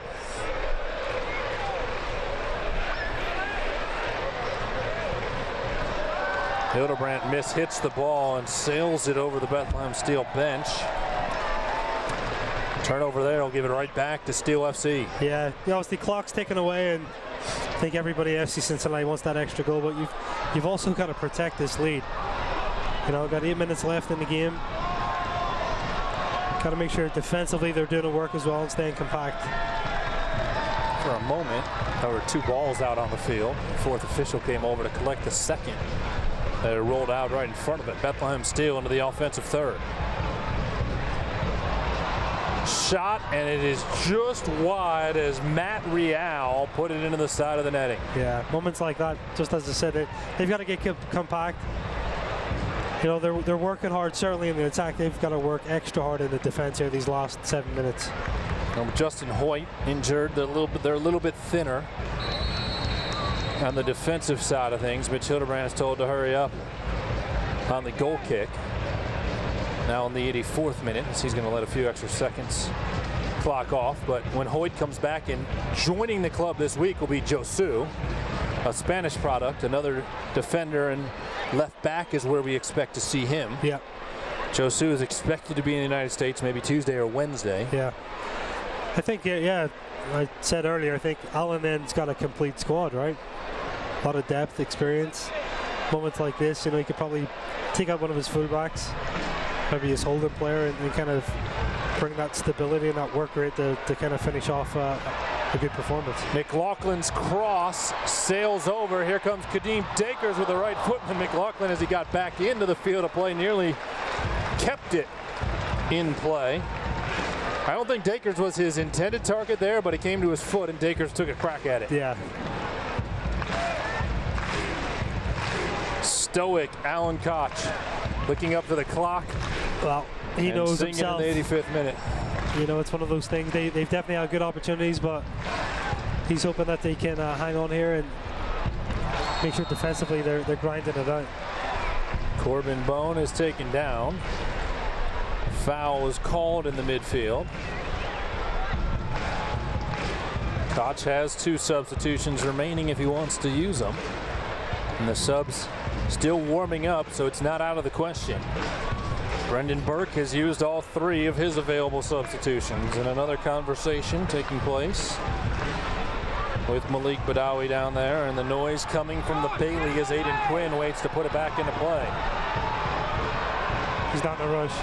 And Brendan Burke is saying, hey, yeah, end the conversation. I want play to continue. My club's trailing by a goal. Of course, that's all accounted for in stoppage time.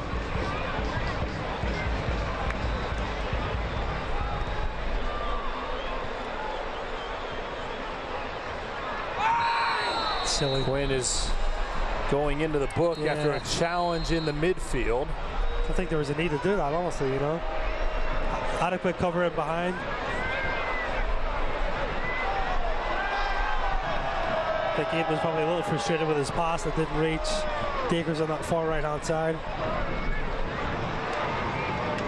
For Aiden Quinn, that is his 2nd yellow card of the season. Josh Hurd appears to be okay after the challenge, but Bethlehem now has a chance from the midfield to play it right back into their offensive third, looking for a late equalizer. They're going to play it short onto the foot of Chambers. Now sent forward towards the box. Hildebrandt trying to play it forward, comes off his hands. Shot to the right, deflects off of Mitch and out of bounds, and a corner kick coming for Bethlehem. You know, again, another good recovery saved by Mitch, but I don't think he needs to come out on that. Santi Moar has gone over to take the corner kick. He has Real short if he wants him. 87th minute, 2-1 FC Cincinnati with pressure coming from Bethlehem. Moar going to send it across the middle. Barry heads it straight up into the air. Ball comes down to the foot of Jimmy McLaughlin, who clears it away. Now to the right side, some space for Mahoney. Mahoney across the middle. Ball is knocked down, and Mitch Hildebrandt makes a late save, his 5th of the match. Got Mahoney coming to the back post. Good opportunity for Bethlehem there.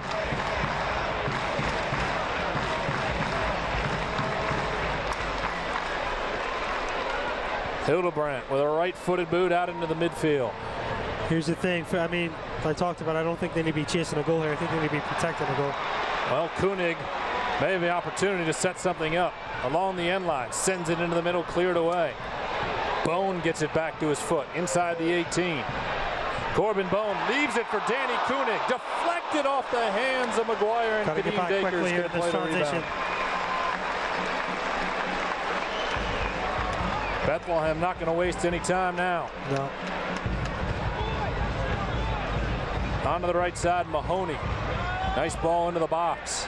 Sent across the middle, right in front of Hildebrandt. Quinn battling for it.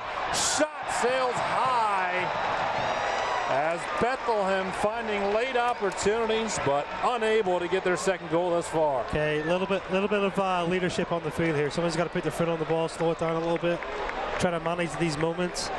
That's 2 good opportunities in the last probably minute. The Bethlehem really could have found that equalizer.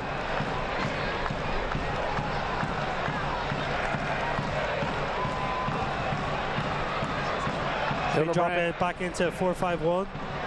Soak up the pressure a little bit. Quinn tried to clear. Got to have their wingers back here. Jimmy and Diggers have got to pull back, get into this block. Samuel won it back, and now Bethlehem working in the midfield. Brown picks it up. Chambers sending it into the box. Hildebrandt punches it away. Gets back to his feet quickly as Bethlehem trying to get it in the box. Hildebrandt heads it to the near touchline. Been a lot of good services these last 10 minutes, really. Chambers, you talk about building a club around the midfielder, has certainly played very well today. No, he's played well. The service has been very good, actually, with Chambers. And we're going to have a yellow card on Amoy Brown after he took down Danny Koenig, who has 2 goals today. So 90th minute, another yellow card on Bethlehem. And Koenig is down in a heap of pain. Battles well. Stepped on his foot. Yeah, caught his ankle, I think, maybe. Well, an interesting situation here for Alan Koch, because he had sent Omar Cummings out to midfield to check in for Jimmy McLaughlin. Now you have Koenig down. The card's already been turned in. I think that plays. I'm sure he can change it. Well, we're going to find out. Koenig is down, being attended to. Now, Alan Koch has another substitution available as well. So if Koenig can't finish these last 4 minutes, and they appear to be spraying down his left foot, he can put somebody else in for Koenig as needed. We are in stoppage time. Have been told it'll be a minimum of 4 minutes, and I'd imagine that's being extended right now as Koenig is down, being attended to by Aaron Powell. He is back on his feet. It appears that Danny Koenig will stay in.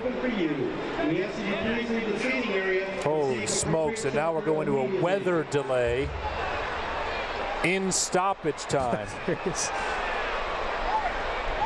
So lightning, we were concerned that there may be lightning right around 9 o'clock, and 5 minutes shy of 9 p.m. the teams are going to be sent into their locker room. We thought it was a nightmare last year when they played 60 seconds and then went in the locker room. I've been involved with a lot of delays in the past with weather. I've never seen a delay in stoppage time. So a lightning delay in stoppage time. There are approximately 4 minutes remaining in the game. Now, of course, this is all about safety, not only for the fans, but the athletes as well. Yeah. Lightning detected within 8 miles of the stadium. Big dark cloud here. Yeah, just we see it coming over to our right. So lightning within 8 miles means the clubs go to the locker room. You can see FC Cincinnati making their way in. And we're looking at a minimum of a half-hour delay, and then the clubs are able to come back out and then re-warm up to play 4 minutes. And this is certainly an odd situation, a lightning delay here at Nippert Stadium. So we are going to send our television and radio partners back to regularly scheduled programming. We will come back to Nippert Stadium for the final 4 minutes as soon as possible. So stay tuned to both radio and television, YouTube as well, if that's how you're watching. And we will come back to Nippert Stadium as soon as possible to play the final 4 minutes. Again, we're in a lightning delay at Nippert Stadium with FC Cincinnati leading Bethlehem Steel 2-1 in stoppage time. We'll return. This is FC Cincinnati Soccer.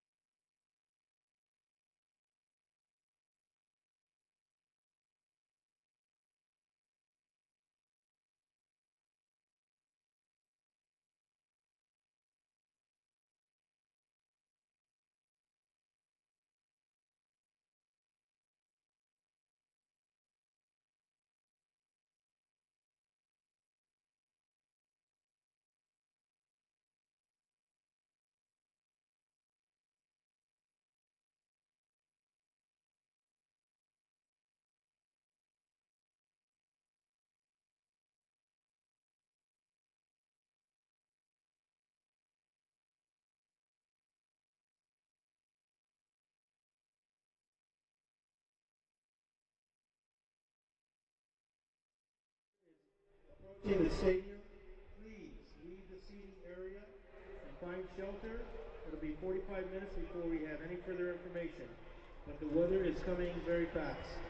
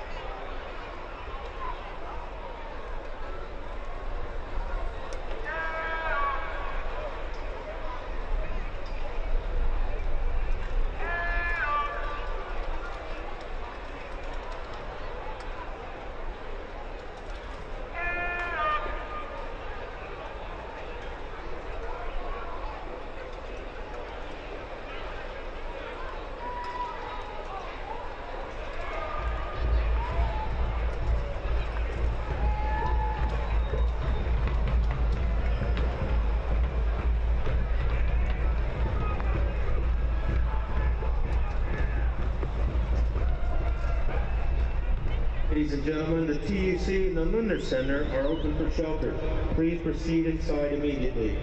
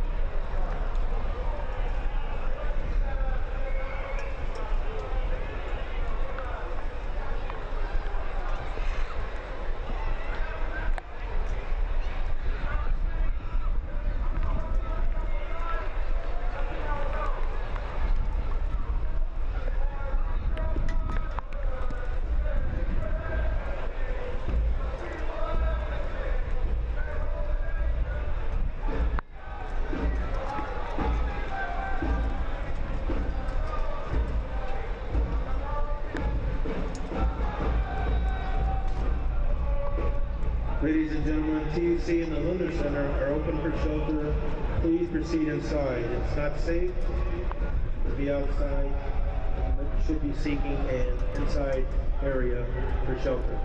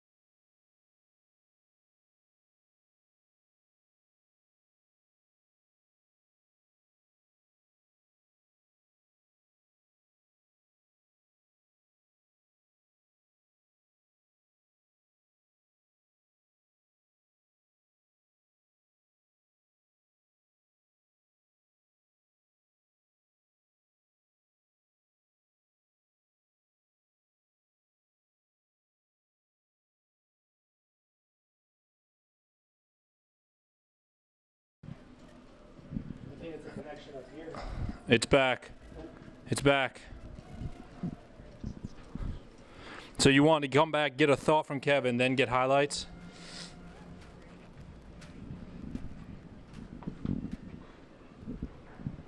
Okay, and then we'll go to break? Okay. Ask him if he wants to do the schedule, since they don't put that in. Do you want to do upcoming schedule?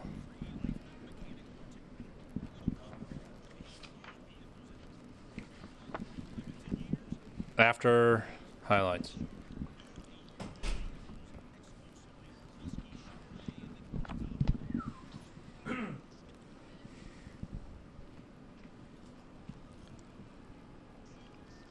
Gotta stay loose in there, right, Kevin? What's that? Gotta stay loose in the locker room. Any particular stretches you're doing in soccer? Obviously, like your legs, but anything this size, just like common stretching. Just keep your core loose. Yeah. Are you hungry after a game? Probably. Am I hungry? Well, I don't know, in general, are people hungry after they play soccer? Players? Yeah. All that calories. Thousands. Yeah. They just, that was a good question. I'm sorry.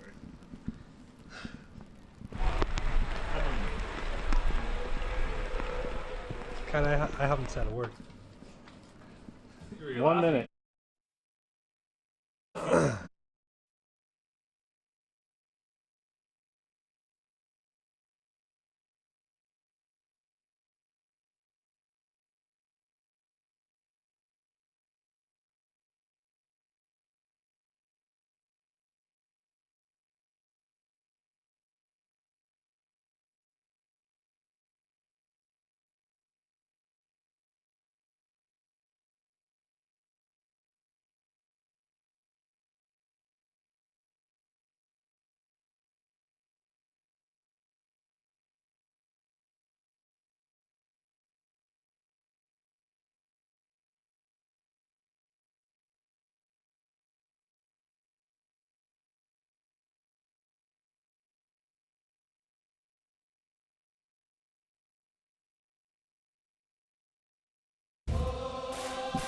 Welcome back to Nippert Stadium, where we remain in a lightning delay. FC Cincinnati leading Bethlehem Steel 2-1.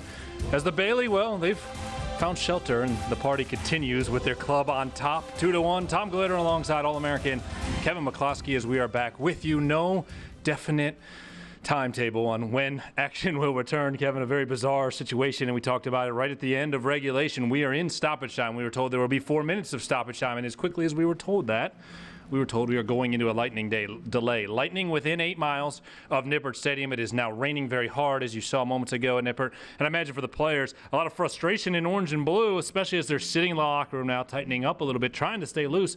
How do you do all that? Well, staying loose is the biggest thing. You know, you've got to, obviously they're going to go over a tactical plan, how to finish out the next 4 minutes, whenever that comes. I think physically they've got to stay loose, a lot of stretching, staying warm with it, get hydration, you know, fluids back on board again. And then from that, it's tough. I mean, you've got to kind of play it out and mentally not think about too many things that are distracting. Well, Danny Koenig has a pair of goals, and that has given FC Cincinnati the 2-1 lead. Let's take a look at tonight's match highlights, which are presented by Toyota. For all the latest Toyota offers, visit buyatoyota.com. And Koenig got involved very early on. Yeah, very physical player. Good ball in, was deemed a foul, obviously, but he had his presence known very, very early. Well, and then his presence was known once again, and this time it counted. Great delivery in by Jimmy McLaughlin again, and we talked about it on our brave header from Koenig. Does a great job of timing his run. Fantastic finish into the bottom corner. So that was the first for Koenig, and then a bit of an unfortunate play in the box led to a penalty for Sekou Kone. Yeah, tough turnover from Aidan Quinn, and obviously Kone in there. Aidan brings him down a little bit, and obviously it's a penalty. Kone does a great job, obviously, executing. So Kone made it 1-1. The teams continued to battle, and late in the first half, a scary moment for Mitch Hildebrand on the defense. So, yeah, great job coming off his line and covers up from a counter-attack from Bethlehem. That kept it 1-1 at the half, and FC Cincinnati came out in the second half, regained shape, and continued to attack. Yeah, this great first touch to set up. Looked up where the keeper is and picks out the bottom corner from Donny Koenig.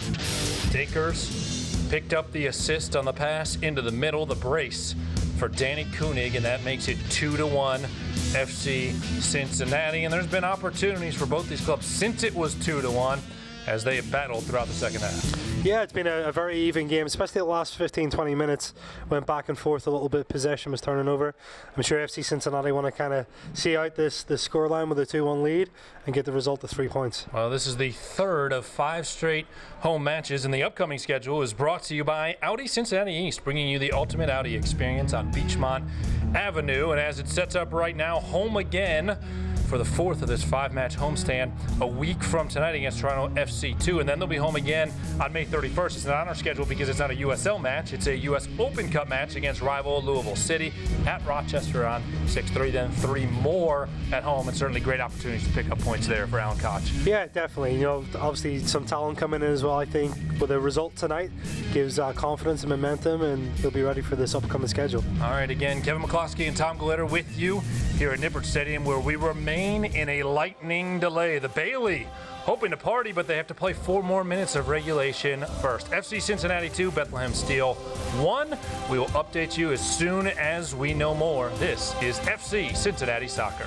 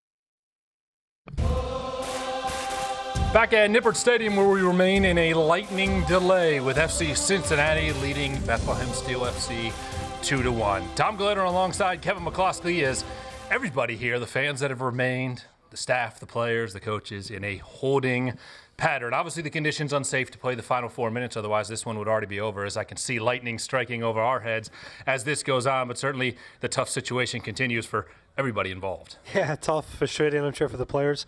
They're in there just killing time, So until we have an update, they obviously don't know what to plan for.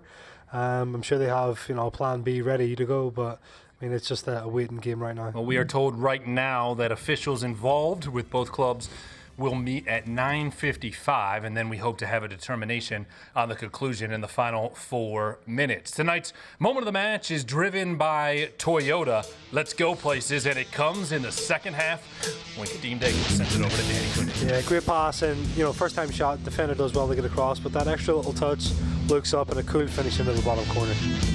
Winning his second goal of the night. He had one at each end in his second match, wearing orange and blue. Of course, the third member of our broadcast team is Lindsay Patterson. She got caught out in the rain and has been hanging out near the FC Cincinnati locker room. So for more, let's go down to the pitch and check in. How you doing, Lindsay? It's a bad night to forget your raincoat, and I'm one of those, but I am standing underneath shelter right now. I actually had a chance to talk to Aaron Powell, the athletic trainer for the team, and I said, what do you do during delays? And he laid out a bunch of foam rollers. He wants the guys in there stretching, resting, but definitely still getting some water in them and fruit and everything to get to going if they do have to come back out for the 4 minutes of stoppage time. But I also want to let you guys know, I'm not sure if you can hear it up there.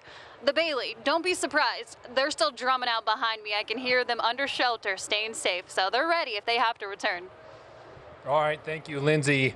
Please stay dry and stay safe down on the pitch. So there is the Bailey that Lindsay was talking about. They're trying to stay dry, and we hope to have 4 more minutes of soccer and wrap this up so they can dance in the Bailey tonight. And 3 big points for FC Cincinnati. But still 4 minutes to come, hopefully, once we get through this lightning delay. Tom Glitter, Lindsay Patterson, Kevin McCloskey, all with you, hoping to wrap up this match very soon. We will look to have an update in the next 10 to 15 minutes. In the meantime, this is FC Cincinnati Soccer.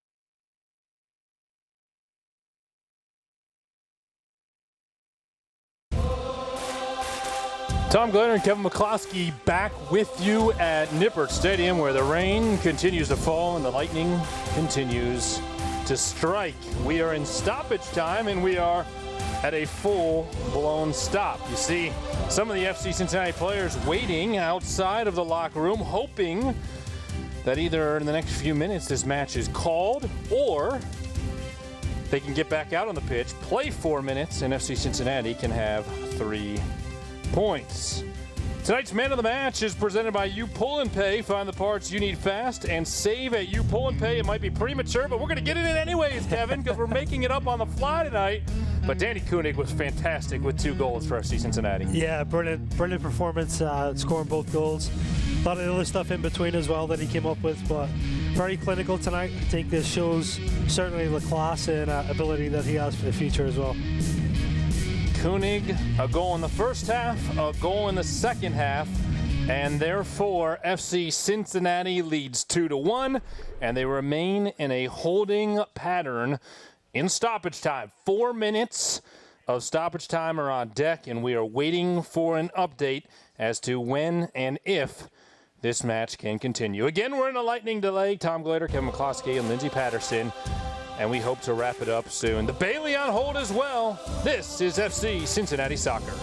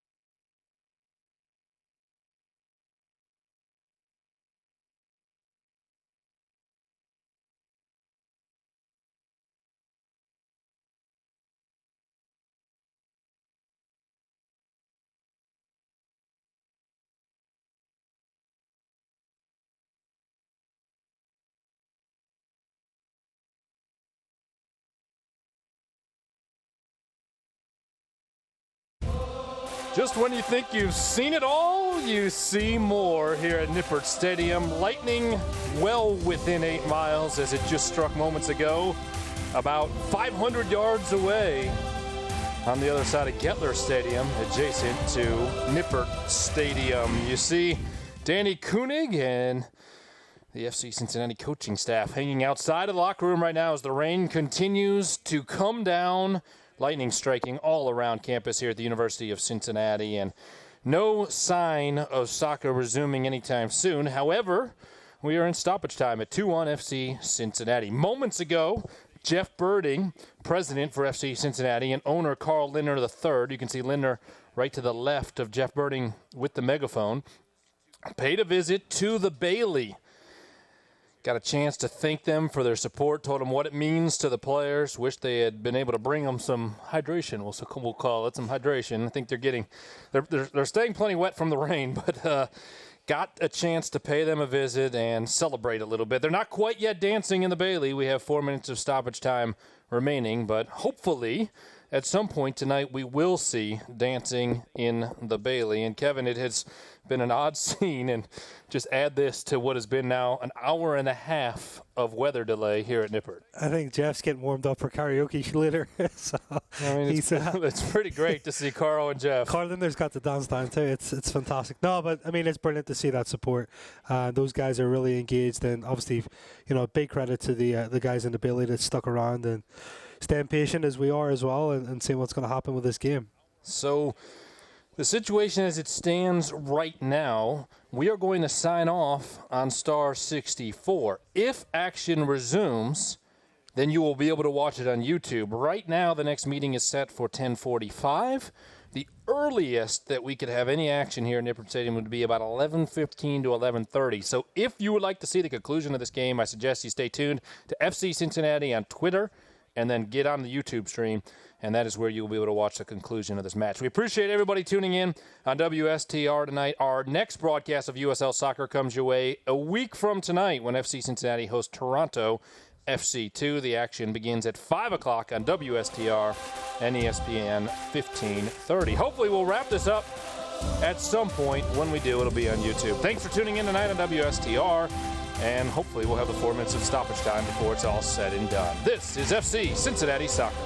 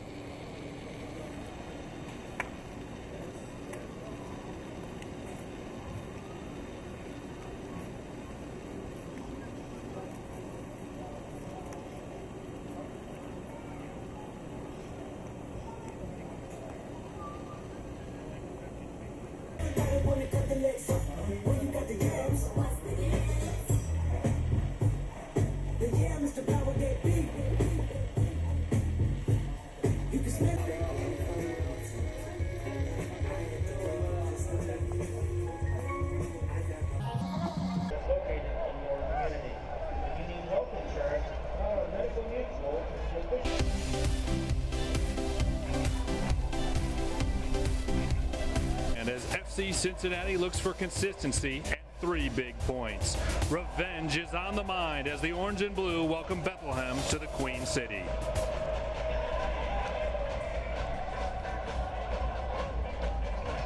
I rehearsed it. I had Justin listen to me. I am talking about consistency, capitalizing on opportunities, still feel like the chemistry's there. Sorry. Crowd on hand in the Queen City tonight. Fantastic. Would be, but not included by Alan Koch tonight. He would be, but not included by Alan Koch tonight.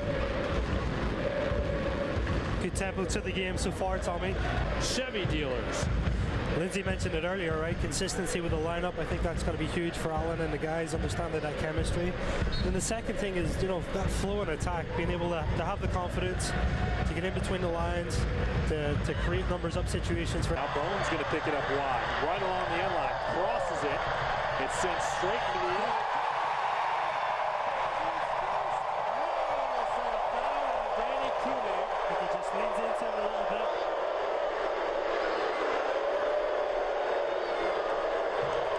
With the header inside of the 6-yard box. He's asking for an explanation from Malik Badawi. Now Bone's going to pick it up wide, right along the end line, crosses it. It's sent straight into the end.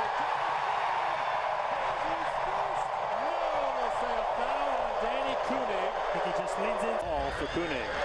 Koenig likes the quality. He's applauding Boehner. Exactly what I was just talking about, right? It's full contact. Contact, yeah. No missed call there. McLaughlin right outside the 18. Sent it across the middle.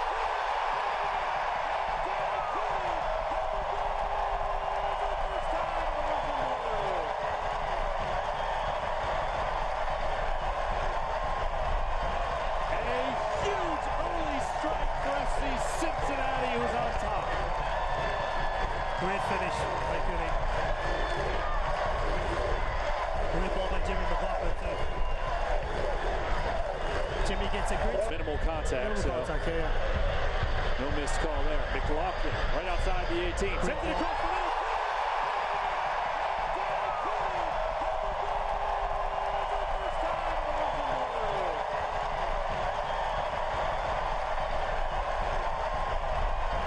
And a huge early strike. Minimal contact. Yeah. No missed call there. McLaughlin right outside the 18. Sent it across the middle.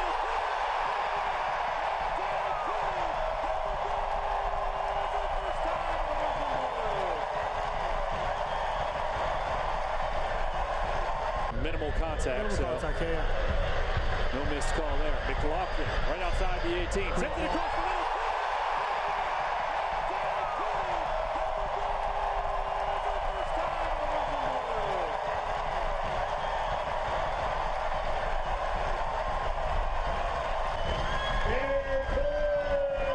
The smoke is set off in the Bailey and FC Cincinnati. Kone with 3 goals on the season. Slots it into the middle. Shot and it's for a save. Put back and it's cleared by Delbridge. Kone whiffs on it and a unable to get to it, but Bethlehem Steel plays into the middle and nobody home, and Aiden Quinn falls down. Kone trying to get to it, and a foul is going to be called on Aiden Quinn in the box. It's a penalty, yeah. And a penalty for the 2nd consecutive game at home, and the 2nd time this. Kone goes to his left. Mitch guessed that way, but didn't get enough of it, and Sekou Kone has his 3rd goal this season against FC Cincinnati. Fantastic finish and composure there. He allows Mitch to kind of react and just a little dink into the middle of the goal. Watch his left. Kone goes to his left. Mitch guessed that way, but didn't get enough of it, and Sekou Kone has his 3rd goal this this season against FC Cincinnati. Fantastic finish and composure there. He allows Mitch to kind of react and just a little dink. Drive around Hugh Roberts. Then Chambers picks it up. Fordyce knocks him down, and Daryl Fordyce is going to go into the book. So the old broadcaster's jinx, apparently. Fordyce knocks him down, and Daryl Fordyce is going to go into the book. So the old broadcaster, and he does a nice job tracking it down. And Jimmy McLaughlin is tackled in the midfield, and a yellow card is coming here for Bethlehem.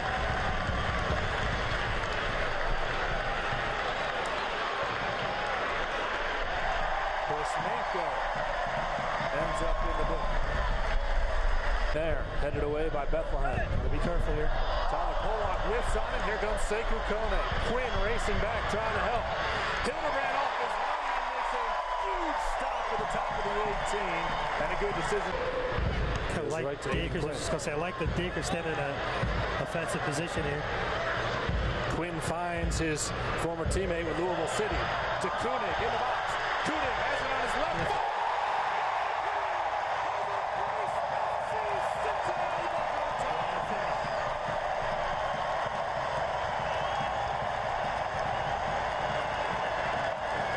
Danny Koenig in his second game playing for FC Cincinnati has a pair to give FC Cincinnati a 2-1 advantage.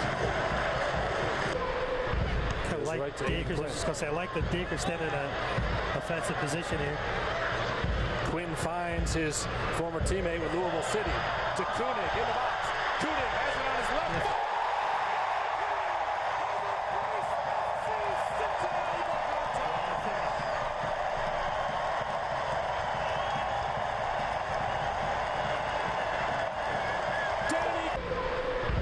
I like Dakers. I was just going to say, I like the Dakers standing in an offensive position here.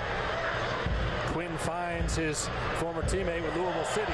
To Koenig in the box. Koenig has it on his left foot.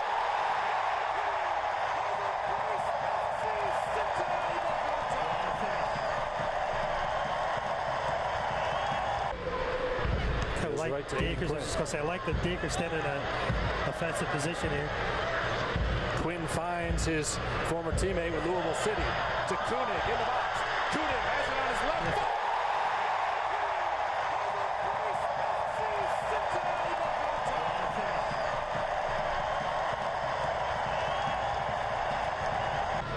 Wingate knocked down by Pollock. It's sent across the middle. Headed, and Mitch makes a huge save to knock it over the goal. As well. Follows the flight of the ball for sure. Mitch says no. To be into draws the foul. Is double teamed and absolutely draws the foul. I think he drew a card as well. Yes, he did. Badawi will first check on Dakers. And Ken Tribbett picks up the yellow. Silly. Quinn is. Dakers on that far right hand side. For Aiden Quinn, that is hitter has certainly played very well today. No, he's played well. The service has been very good, actually, with Chambers. And we're going to have a yellow card. Dark cloud here. Yeah, just we see it coming over to our right. Lightning So lightning within 8 miles means the clubs go to the locker room.